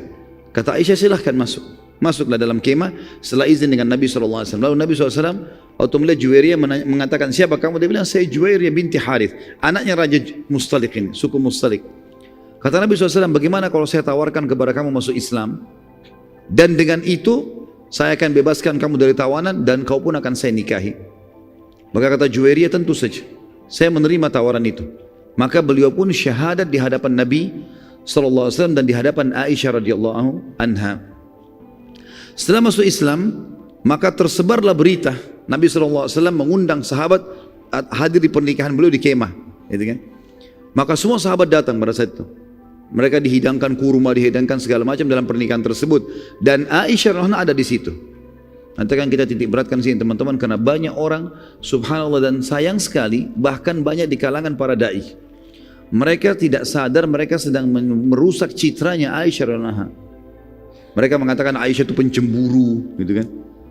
Baik, Aisyah memang cemburu, tapi ingat teman-teman sekalian, hukum syar'i yang kita ambil sebagai hukum bukan kasus kejadiannya, tapi kasus penentuan hukum dari Nabi. Itu yang perlu kita garis bawahi. Waktu Aisyah cemburu kepada Khadijah, yang dia bilang, ya Rasulullah, kenapa anda tetap masih mengingat-ingat perempuan yang sudah keriput, yang sudah tua, yang sudah masuk ke dalam tanah, gitu kan? Sementara Allah sudah ganti kepada anda orang yang lebih baik.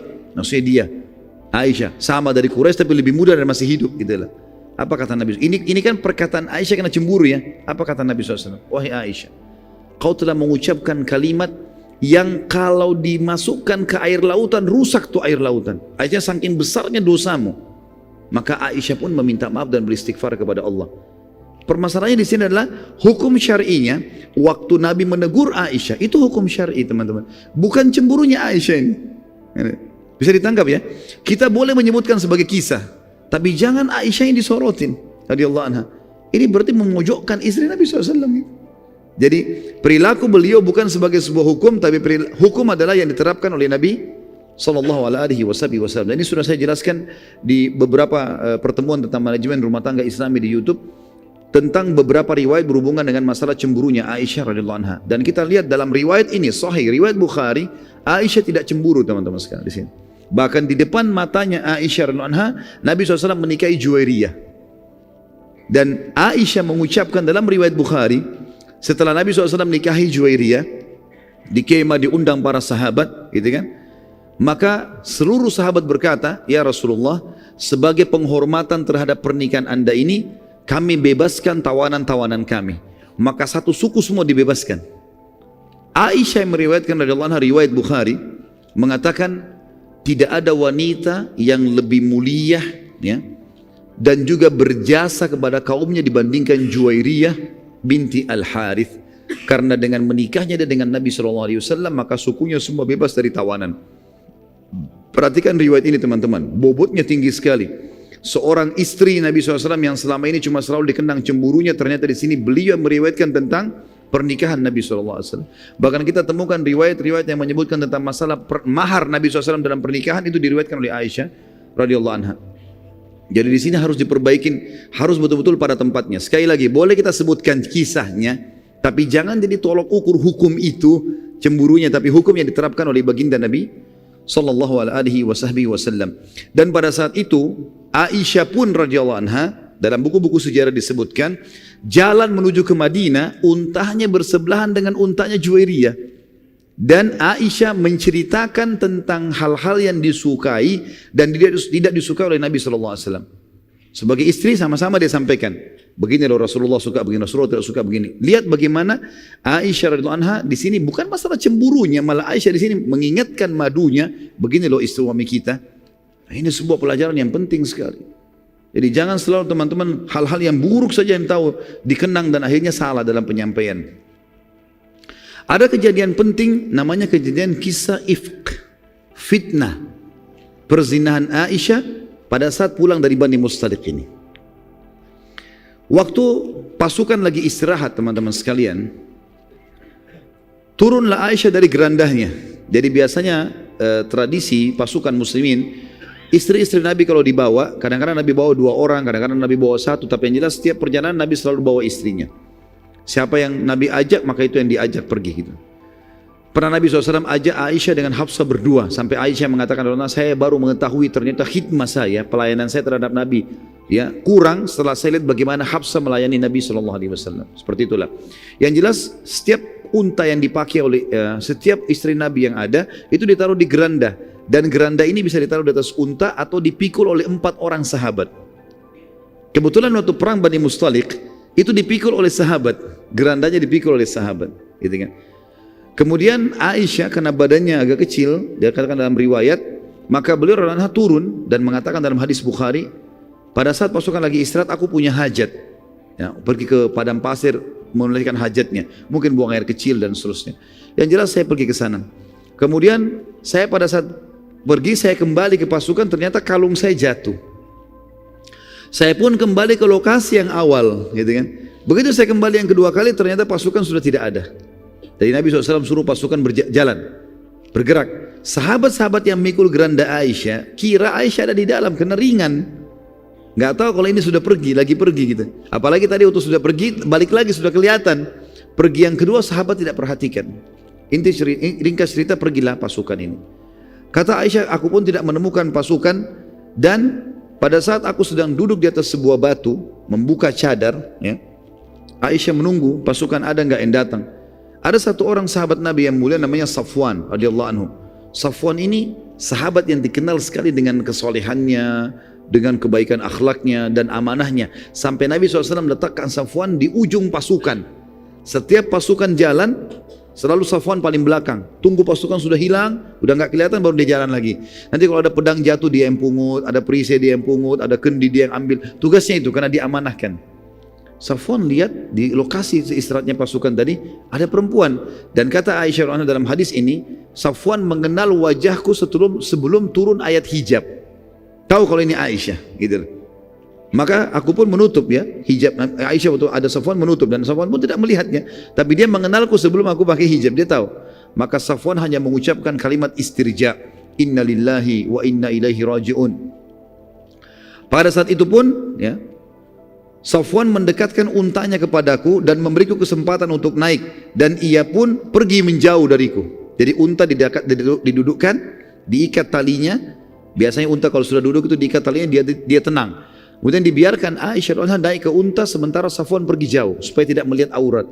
Ini menandakan akhlak yang mulia dari sahabat yang mulia ini. Setelah diberikan kesempatan naik, Aisyah sudah di atas unta, barulah Safwan datang tanpa melihat sama sekali, menarik kembali tali unta kemudian jalan. Pada saat itu kata Aisyah, sepanjang jalan tidak pernah ada terucapkan satu kalimat pun dariku atau dari Safwan. Gak pernah Safwan bilang, kenapa kau terlambat, kenapa kau tidak pergi, ditanya bagaimana, tidak ada sama sekali kalimat. Juga Safwan, Aisyah sendiri tidak pernah tanya, gak pernah bilang terima kasih, gak ngomong apa-apa nih. Di atas unta istri Nabi SAW, Safwan tarik tali untanya dari bawah, jalan. Pada saat teman-teman sekalian lagi berjalan seperti itu, ternyata saat kami tiba di pasukan, sudah mau tiba, pasukan rupanya sebelum tiba di Madinah, istirahat lagi. Pada saat itu teman-teman sekalian lagi siang bolong ini. Pasukan istirahat, Aisyah datang dengan Safwan. Waktu melihat kejadian tersebut, kebetulan di dalam pasukan ada ikut Abdullah bin Abi Salul, pimpinan munafik. Dia lihat Aisyah sama Safwan, kesempatan sebarin fitnah. Maka dia mengatakan, mana bisa seorang wanita dengan seorang pria bersama-sama lalu tidak terjadi. Tapi dia kasih mubham, tidak terlalu jelas, tidak terjadi. Dia enggak bilang zina. Dia tahu kalau dia bilang zina tuduhan, dia akan dihukum. Maka tersebar ini seperti virus di pasukan muslimin. Ini gosip ini luar biasa. Kalau Aisyah berzina sama Safwan, tersebar berita begitu. Aisyah mengatakan radhiyallahu anha, saya pada saat masuk, tiba di pasukan, tidak berpikir apa-apa karena memang tidak buat apa-apa. Unta diturunkan oleh Safwan, didudukkan, saya turun lalu saya masuk ke dalam kemah bersama Nabi sallallahu alaihi wasallam, gitu kan. Ini sudah tersebar berita nih. Maka pada saat itu teman-teman sekalian, pasukan waktu sudah mau masuk ke Madinah, gitu kan, tersebar berita. Kalau begini dan begitu. Ini Abdullah bin Abi Salul yang saya bilang dalam riwayat dikatakan namanya juga Ubaidillah. Khilaf di antara ahli sejarah tentang namanya. Dia punya anak laki-laki namanya Abdullah juga. Jadi kalau saya bahasakan, kalau kita pakai riwayat Abdullah sama Abdullah, si ayah Abdullah munafik, si anak Abdullah mukmin. Ya.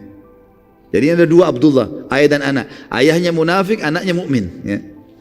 Si Abdullah mukmin ini datang kepada, jadi Nabi SAW waktu dengar isu ini, beliau menyuruh pasukan jalan tidak berhenti. Selama 3 hari 3 malam teman-teman sekalian pasukan jalan terus. Gosip tentang Aisyah berzina sudah tersebar. Nabi SAW tidak nanya kepada Aisyah, pasukan disuruh jalan. 3 hari 3 malam. Mereka sholat pun ya berhenti sholat langsung jalan. Makan di atas unta, nggak ada istirahat. Kalau sudah malam sekali baru Nabi suruh istirahat. Habis sholat subuh jalan lagi. Selama 3 hari. Tujuannya adalah supaya isu ini tidak nyakin masalah. Kalau istirahat sebentar, duduk ngobrol-ngobrol, makin nyebar nih. Rupanya waktu sudah dekat pintu Madinah, gitu kan? Nabi SAW pada saat itu teman-teman sekalian sempat didatangi oleh seorang sahabat. Kalau tidak salah Zubair bin Awam, dia mengatakan, ya Rasulullah, kenapa anda begitu cepat jalan? Kenapa anda tidak istirahat? Kata Nabi SAW, belum sampai padamu apa yang disebarkan oleh Abdullah. Dia bilang, kenapa ya Rasulullah? Dia mengatakan begini dan begitu tentang keluargaku. Pintu gerbang Madinah sudah dekat. Maka Zubair balik ke belakang. Rupanya Zubair sampaikan. Salah satu yang mendengar berita ini Abdullah, anaknya si munafik ini. Abdullah ayah munafik, Abdullah si anak mukmin. Abdullah mukmin dengar. Lalu dia datang kepada Nabi SAW, ya Rasulullah, sudah sampai ke telinga saya apa yang ayah saya lakukan. Kata si Abdullah mukmin, kalau anda mau membunuh ayah saya, jangan suruh orang lain, biar saya yang bunuh ya Rasulullah. Nah ya, ada alasannya dia bilang. Karena kalau anda suruh orang lain yang membunuhnya dan saya nanti menemui saudara saya muslim membunuh ayah saya bisa marah, saya bisa bunuh juga dia. Jadi lebih baik saya yang bunuh ya Rasulullah. Tugaskan saya. Kata Nabi SAW, tidak usah, biarkan saja ayahmu. Gak ada perintah untuk membunuh, tidak usah. Rupanya Abdullah ini penasaran, apa yang dia buat teman-teman sekalian? Dia henuskan pedangnya, dia berdiri Nabi kan di depan pasukan, ayahnya ada di belakang pasukan. Maka Abdullah berdiri di pinggir pasukan, jadi pasukan lagi jalan, dia berdiri di samping sambil pegang pedangnya dihenuskan. Dan biasanya orang kalau seperti ini nunggu musuh, gitu kan? Orang-orang semua lihat, kenapa Abdullah ini, ada apa? Orang nggak ngerti masalahnya. Tapi orang semua lewat, nggak ada yang ditahan sama Abdullah. Sampai ayahnya tiba. Begitu ayahnya tiba, lalu kemudian dia letakkan ya pedang di leher ayahnya. Dan dia mengatakan, rupanya waktu itu si munafik ini, si Abdullah munafik menyebarkan berita. Menyebarkan berita. Kalau ada masalah ini sebenarnya di sini. Ada masalah. Sebelumnya saya reviewkan dulu. Ada tadi yang saya terlupa teman-teman sekalian. Jadi di tengah jalan, waktu pasukan lagi istirahat juga, gitu kan? Sebelum kasus Aisyah datang dengan Safwan, ada yang saya lupa di situ. Rupanya ada dua orang, satu budaknya Umar bin Khattab, satu budaknya orang Ansar, lagi ngambil air di kali. Sekali lagi, ini terjadi sebelum Aisyah sama Safwan tiba di pasukan. Kita review kembali.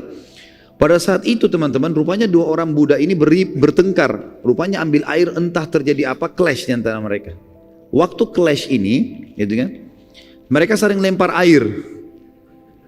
Rupanya budak yang dari Umar bin Khattab dari Mekah ini, orang muhajir, dia henuskan pedangnya. Dia mengatakan, hai orang muhajirin, bantulah saya. Orang Ansar dengar itu, henuskan pedangnya. Hai orang Ansar, bantulah saya. Terkumpul di belakangnya budaknya Umar dari Mekah ini. Orang-orang muhajirin, terkumpul orang Ansar. Dan ini orang baru pulang dari perang. Apa saja bisa memicu peperangan gitu kan. Dua orang ini, dua kubu sudah mau perang. Ada orang yang melapor kepada Rasulullah, ya Rasulullah begini kejadiannya. Maka Nabi SAW datang. Nabi mengatakan, apakah masih ada dakwah jahiliyah di antara kalian? Fanatisme rasis begini. Sementara saya berada di tengah-tengah kalian. Kok masih ada yang mengatakan begini dan begitu? Karena ini mau perang ini. Tinggalkan karena ini membinasakan kalian. Berhenti, bubar semua.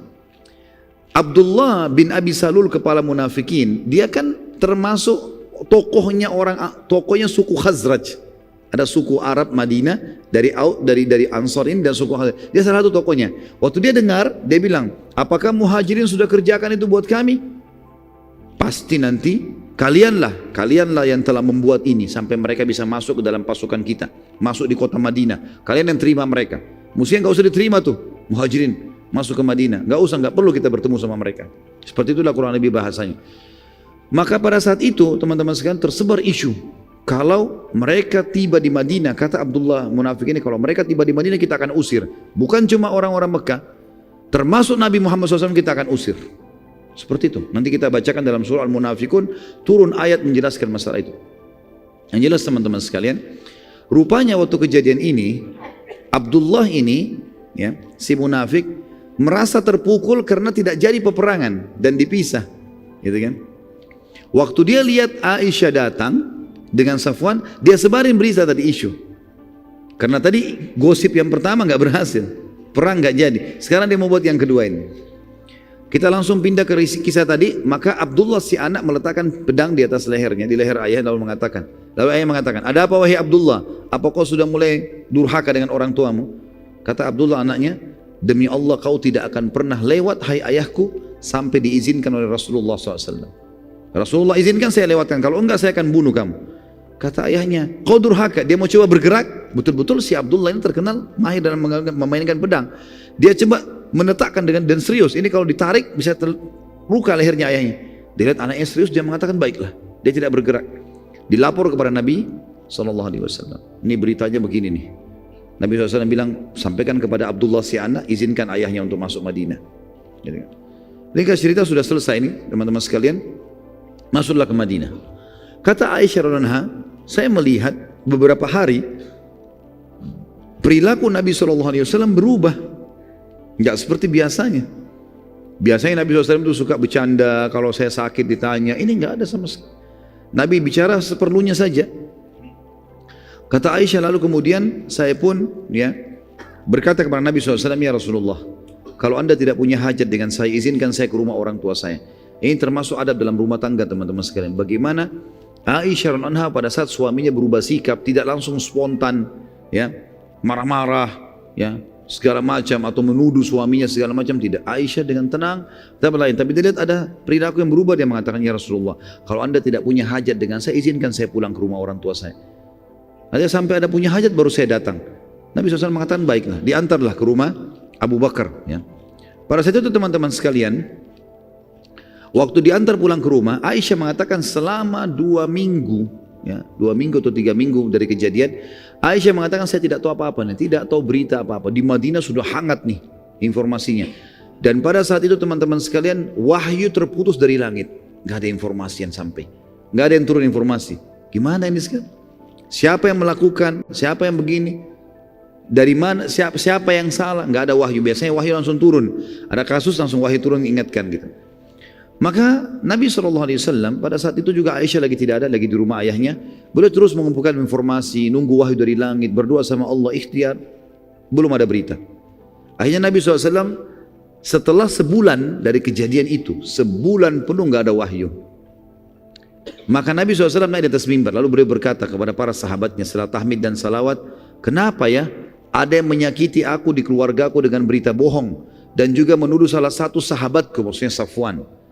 Nabi tidak sebut Aisyah, tidak sebut Safwan, ya kan? Nabi cuma mengatakan kenapa ada orang menyakitiku di keluargaku, maksudnya nuduh-nuduh sembarangan. Sementara aku tidak tahu dari keluargaku kecuali kebaikan, orang-orang salehah semua ini. Dan ada yang menyakitiku di salah satu sahabatku yang aku tidak tahu kecuali kebaikan darinya, dan dia tidak pernah masuk ke rumahku kecuali bersamaku. Berdirilah satu orang dari suku Aus. Saya sudah bilang Ansar di Madinah ada Aus dan Khazraj. Suku Aus berdiri mengatakan, wahai Rasulullah, kami tahu siapa yang anda maksudkan itu. Abdullah bin Abi Salul dari suku Khazraj. Kami tahu siapa yang anda maksud, yang memfitnah keluarga anda ini. Perintahkan ya Rasulullah, kami akan tebas lehernya. Sudah selesai. Ini orang penyebar fitnah, kita habisin saja. Kebetulan Abdullah bin Ubay bin Salul, pemimpin munafik dari suku Khazraj, suku yang satunya. Dan Aus dan Khazraj dulu sebelum Islam sering berperang. Sering berperang. Maka berdiri Sa'ad ibn Ubadah, kebetulan Sa'ad ibn Ubadah dari suku Khazraj. Lalu dia berdiri, dia mengatakan, dia tunjuk orang Aus tadi, sahabat dari Aus, ya. Demi Allah kau tidak katakan itu kecuali karena kau tahu dia dari suku kami. Kita sama-sama tahu siapa yang buat salah ini. Tapi kau ucapkan itu mau nebas lehernya karena kau tahu dari suku kami. Kalau dari sukumu kau pasti akan diam. Jadi sahabat mulai ribut nih. Berdiri lagi dari Aus, pemimpinnya namanya Usaid bin Khudair, sahabat Nabi yang mulia yang kalau baca Quran sampai malaikat datang mendengarkan bacaannya. Dia berdiri mengatakan, ya Rasulullah, dia mengatakan, demi Allah kau munafik. Ditunjuk Sa'ad bin Ubadah. Ini dua-dua sahabat yang mulia ini. Kau yang munafik, ya, karena kau membela dia. Membela maksudnya si Ubaidillah. Maka hampir terjadi peperangan. Begitu kan di masjid. Nabi SAW tidak melihat tidak ada solusinya ini. Maka beliau pun turun dari mimbar mengatakan sudah bubar, gak ada masalah, kita tidak bahas lagi, bubarlah. Akhirnya Nabi SAW mengambil sebuah keputusan mutlak. Beliau akhirnya mendatangi rumah Abu Bakar setelah sebulan kejadian ini. Nah, sebelum Nabi SAW datang ke rumah, kurang lebih 3-4 hari sebelumnya, Aisyah mengatakan, saya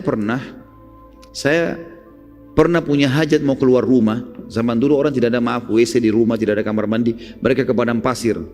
Waktu saya mau keluar hajat, ada WC umum untuk perempuan, ada buat laki-laki. Saya mau ke tempat umum, ternyata ibunya Muslih bin Abi Muslih, sepupunya Abu Bakar yang tadi kita ceritakan diputuskan nafkahnya itu lewat. Dan dia tahu kalau anaknya ini Muslim yang menyebarkan isu, yang menyebarkan berita yang tentang fitnahnya Aisyah. Maka ibunya Muslim gemetar lewat di sebelahnya Aisyah. Aisyah sambil santai jalan. Kemudian tiba-tiba pada saat dia keinjak kain bajunya ibunya Muslim, pas dia mau jatuh dia mengatakan, habislah hidupnya Muslim. Seperti itulah bahasanya. Kata Aisyah, kenapa anda mendoakan anak anda buruk? Kata ibunya Muslim, apa anda tidak tahu hai Aisyah, apa yang Muslim sudah katakan tentang anda? Kata Aisyah, tidak, saya nggak tahu sama sekali. Saya nggak ngerti apa-apa.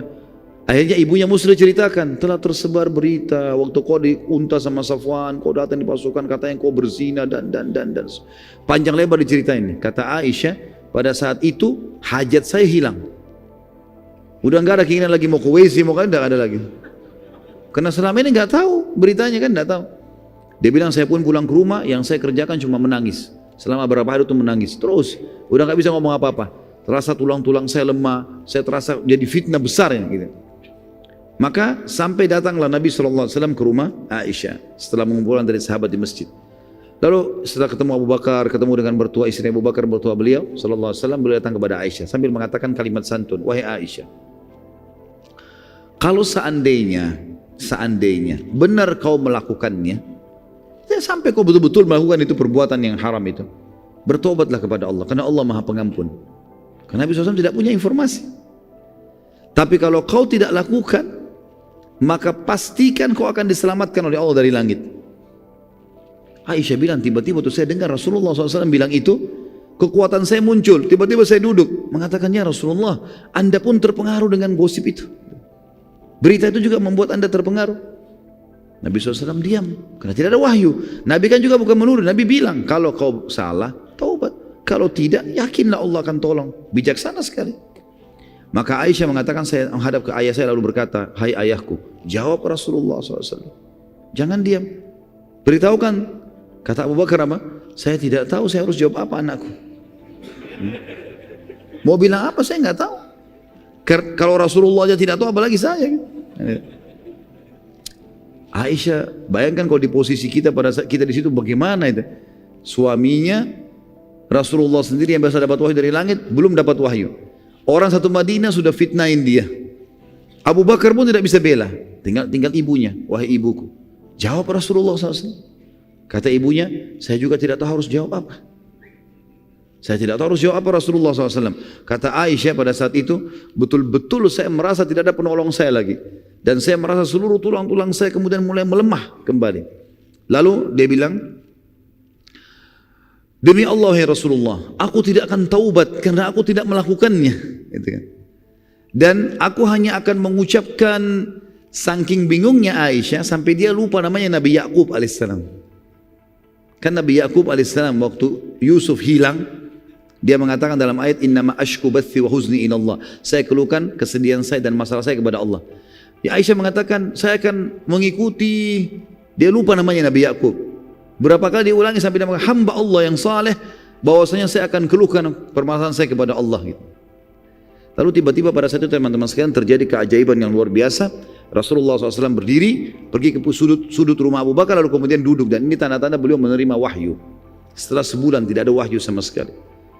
Nabi SAW duduk, Abu Bakar tahu wahyu sedang datang, maka Abu Bakar mengambil selimut menutupi badan Nabi SAW sampai selesai. Maka Nabi SAW mengatakan, berdiri, terimalah berita gembira wahai Aisyah, Allah telah menurunkan pembebasanmu dari langit. Turun ayat menjelaskan kalau kau tidak zina. Gitu kan? Maka Abu Bakar dengan gembira, Abu Bakar waktu itu bimbang kan? Dia bingung.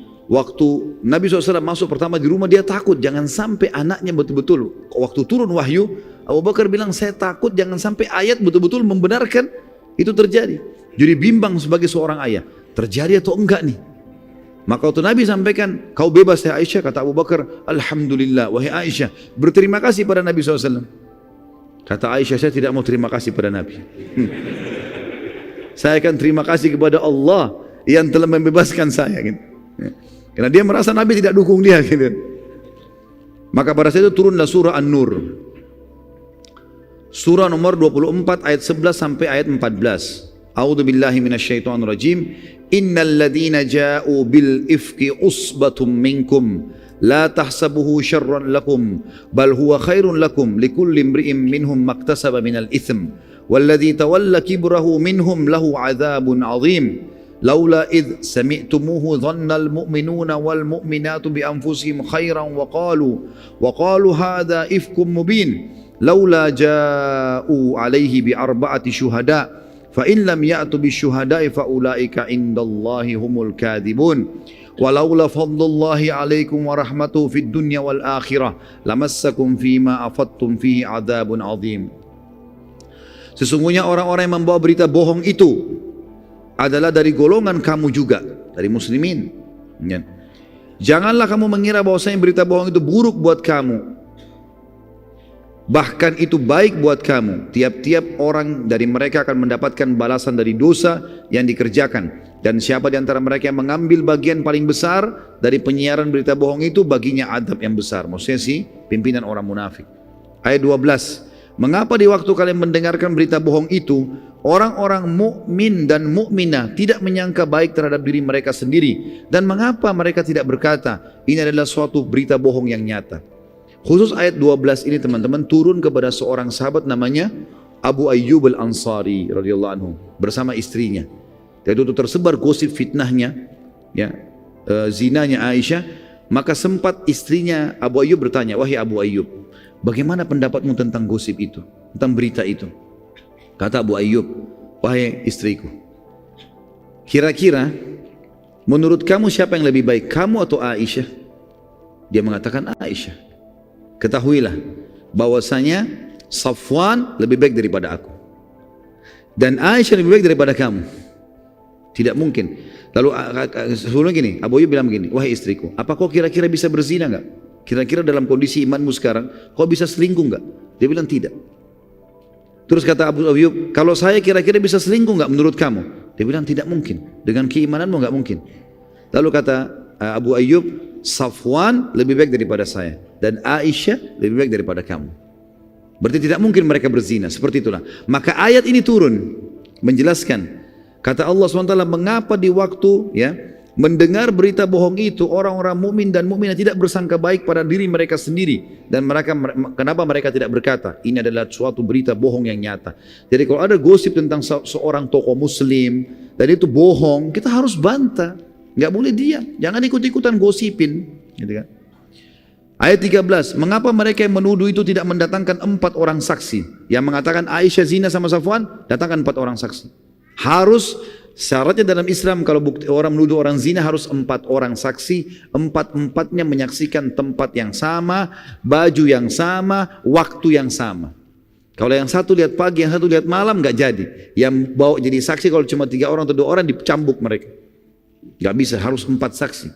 Oleh karena itu, mereka tidak karena mereka tidak datangkan saksi, maka mereka di sisi Allah adalah pendusta. Ayat 14, sekiranya tidak ada karunia Allah dan rahmatnya kepada kaum semua, kepada kamu semua di dunia dan di akhirat, niscaya kalian akan ditimpa azab yang besar karena pembicaraan tentang berita bohong itu.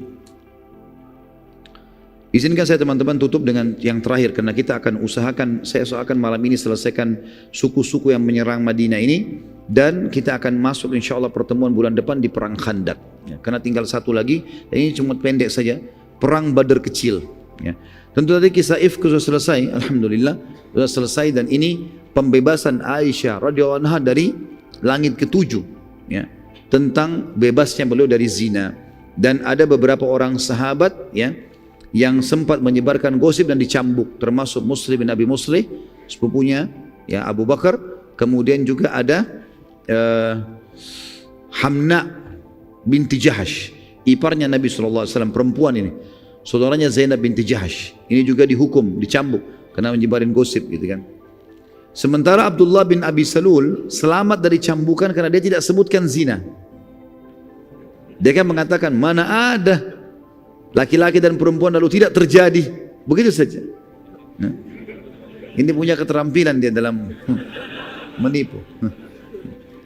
Ternyata orang-orang yang bumbuin yang sebarin, oh zina sampai ke zina. Dan ingat teman-teman, menitipkan kata-kata pada orang pasti bertambah. Dalam pepatah bahasa Arab dikatakan, kalau kau titipkan emas pada orang pastikan tidak bertambah, tapi kalau kau titip kata-kata pasti bertambah. Kalau emas ini 10 gram ya, 10 gram begitu terus. Enggak mungkin dia mau sedekah tambah. Kalau dia kurangin mungkin. Tapi kalau kata-kata itu ditambah semua, bumbunya banyak. Jadi kalau antum lagi nyampaikan sesuatu jangan bilang, jangan sampaikan orang ya. Pasti disampaikan nanti. Kurang lebih seperti itulah. Yang jelas yang terakhir teman-teman sekalian adalah perang Badar kecil atau perang Badar akhir di bakaran lain. Abu Sufyan sempat menantang Nabi SAW untuk bertemu di Badar di bulan Sya'ban tahun 7 Hijriah. Di bulan tadi kan tahun 5 terakhir ya. Tahun 7 Hijriah. Sebagian ulama mengatakan ini terjadi tahun 5 Hijriah. Bulan Sya'ban tahun 5 Hijriah, gitu kan. Karena memang tadi masih tahun 5 kurang lebih kejadian, yang benar tahun 5, maaf, jangan usah tulis tahun 7 ya, tahun 5 Hijriah. Ini juga akan saya edit tulisan ini karena memang ini terjadi sebelum Khandak, sementara Khandak terjadi tahun 5 Hijriah. Abu Sufyan sempat menantang Nabi SAW untuk bertemu lagi di Badar pada bulan Sya'ban tahun 5 Hijriah.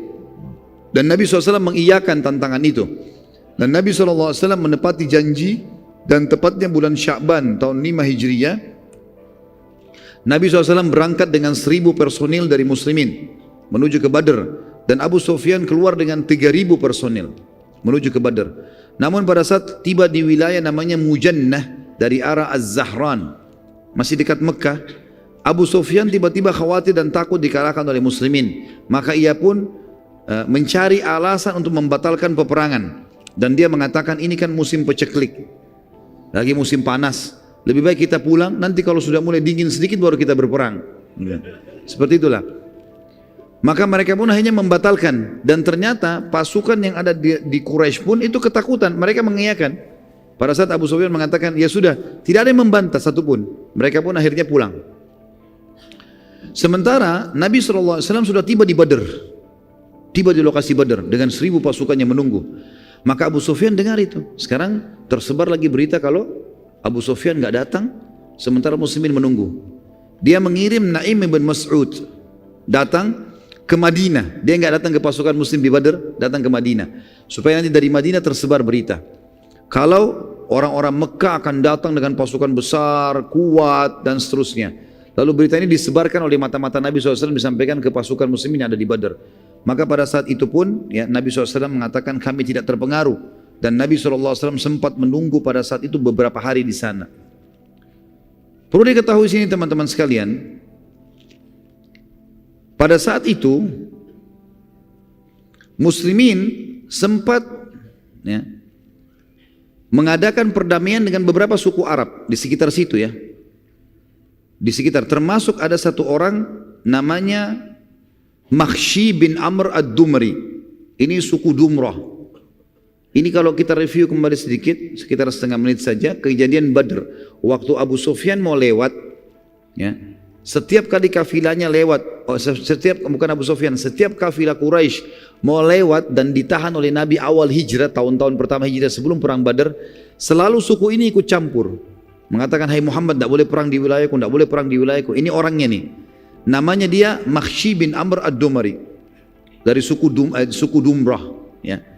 Waktu dia lihat Nabi SAW ada di situ, ada di Badr, dan orang-orang Quraisy tidak datang, maka dia mau menunjukkan kalau dia adalah orang yang kuat, gitu kan.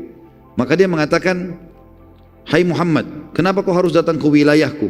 Dan kenapa harus ada peperangan gitu? Kata Nabi SAW, ini adalah hak kami. Tantangan Quraisy datang, maka kami menjawabnya, gitu kan. Maka dia mengatakan, kalau begitu kau akan berhadapan denganku. Kata Nabi SAW, baiklah, kalau kau ucapkan kalimat itu, kami pasti ya, akan mencabut kesepakatan damai denganmu. Maka Nabi SAW suruh para sahabat bertakbir di pasukan. Mendengar itu, maka ternyata tiba-tiba jadi cuit nih si Makhshi. Ciut dia, nggak mau. Dia mengatakan, tidak hai Muhammad, saya tidak akan batalkan kesepakatan kita dan saya tetap saja dalam perdamaian, gitu kan. Maka setelah itu Nabi SAW pun kembali ke Madinah tanpa ada peperangan Badr, tanpa Badr kecil, maksudnya Badr kedua, dan juga tanpa ada peperangan dengan suku Dumrah. Allahu a'lam. Ini akhir bahasan kita tentang upaya-upaya suku-suku Arab yang akan menyerang Madinah dan bagaimana Nabi SAW membatalkan semua itu. Dan juga kita akan masuk insya Allah pertemuan akan datang perang Khandaq, ya, perang yang mulia di mana Nabi SAW diserang oleh orang-orang Jazirah Arab juga kembali menyerang, ya, dan itu akan terhenti setelah nanti pembebasan kota Mekah. Semoga saja majelis kita diberkahi oleh Sang Pencipta Allah dan dijadikan sebagai tambahan amal kita pada hari kiamat. Dan semoga saja seluruh amal yang pernah kita kerjakan dan akan kita kerjakan sampai menjelang ajal datang nanti semuanya diterima dengan kemahamurahannya. Dan semoga semua dosa yang pernah kita kerjakan sekecil sampai sebesar apapun semuanya dimaafkan dengan kemahamurahannya. Dan semoga Indonesia menjadi negara yang damai, tentram, seluruh muslimin bersatu di bawah ukhuwah Islamiyah, dan juga mereka kembali dalam ibadah kepada Al-Quran dan Sunnah. Dan semoga kita dikaruniai semuanya pemimpin muslim yang adil, kembali kepada Al-Quran dan Sunnah dalam ibadah dan dalam muamalah mereka. Dan semoga Indonesia menjadi contoh bagi negara-negara yang lain. Dan kita tidak pernah lupa mendoakan saudara kita di Palestina, di Syria, di Yaman, di Irak, di Myanmar, di Ahsa, di manapun mereka sedang tertindas. Semoga Allah ikhlaskan niat mereka, terima para syuhada mereka, mulakan Islam di tangan mereka dan tangan kita semua. Dan semoga Allah partisipasikan kita bersama mereka di pahala, baik dengan doa, dengan harta, juga dengan jiwa kita. Dan semoga Allah dengan kemahamurahannya menyatukan kita semua di surga firdausnya tanpa hisab, sebagaimana yang selalu kita di majelis ilmu yang mulia ini. Kalau ada benar dari Allah, kalau rasa dari saya mohon dimaafkan. Subhanakallahumma wa bihamdika asyhadu an la ilaha illa anta astaghfiruka wa atubu ilaik. Wassalamualaikum warahmatullahi wabarakatuh.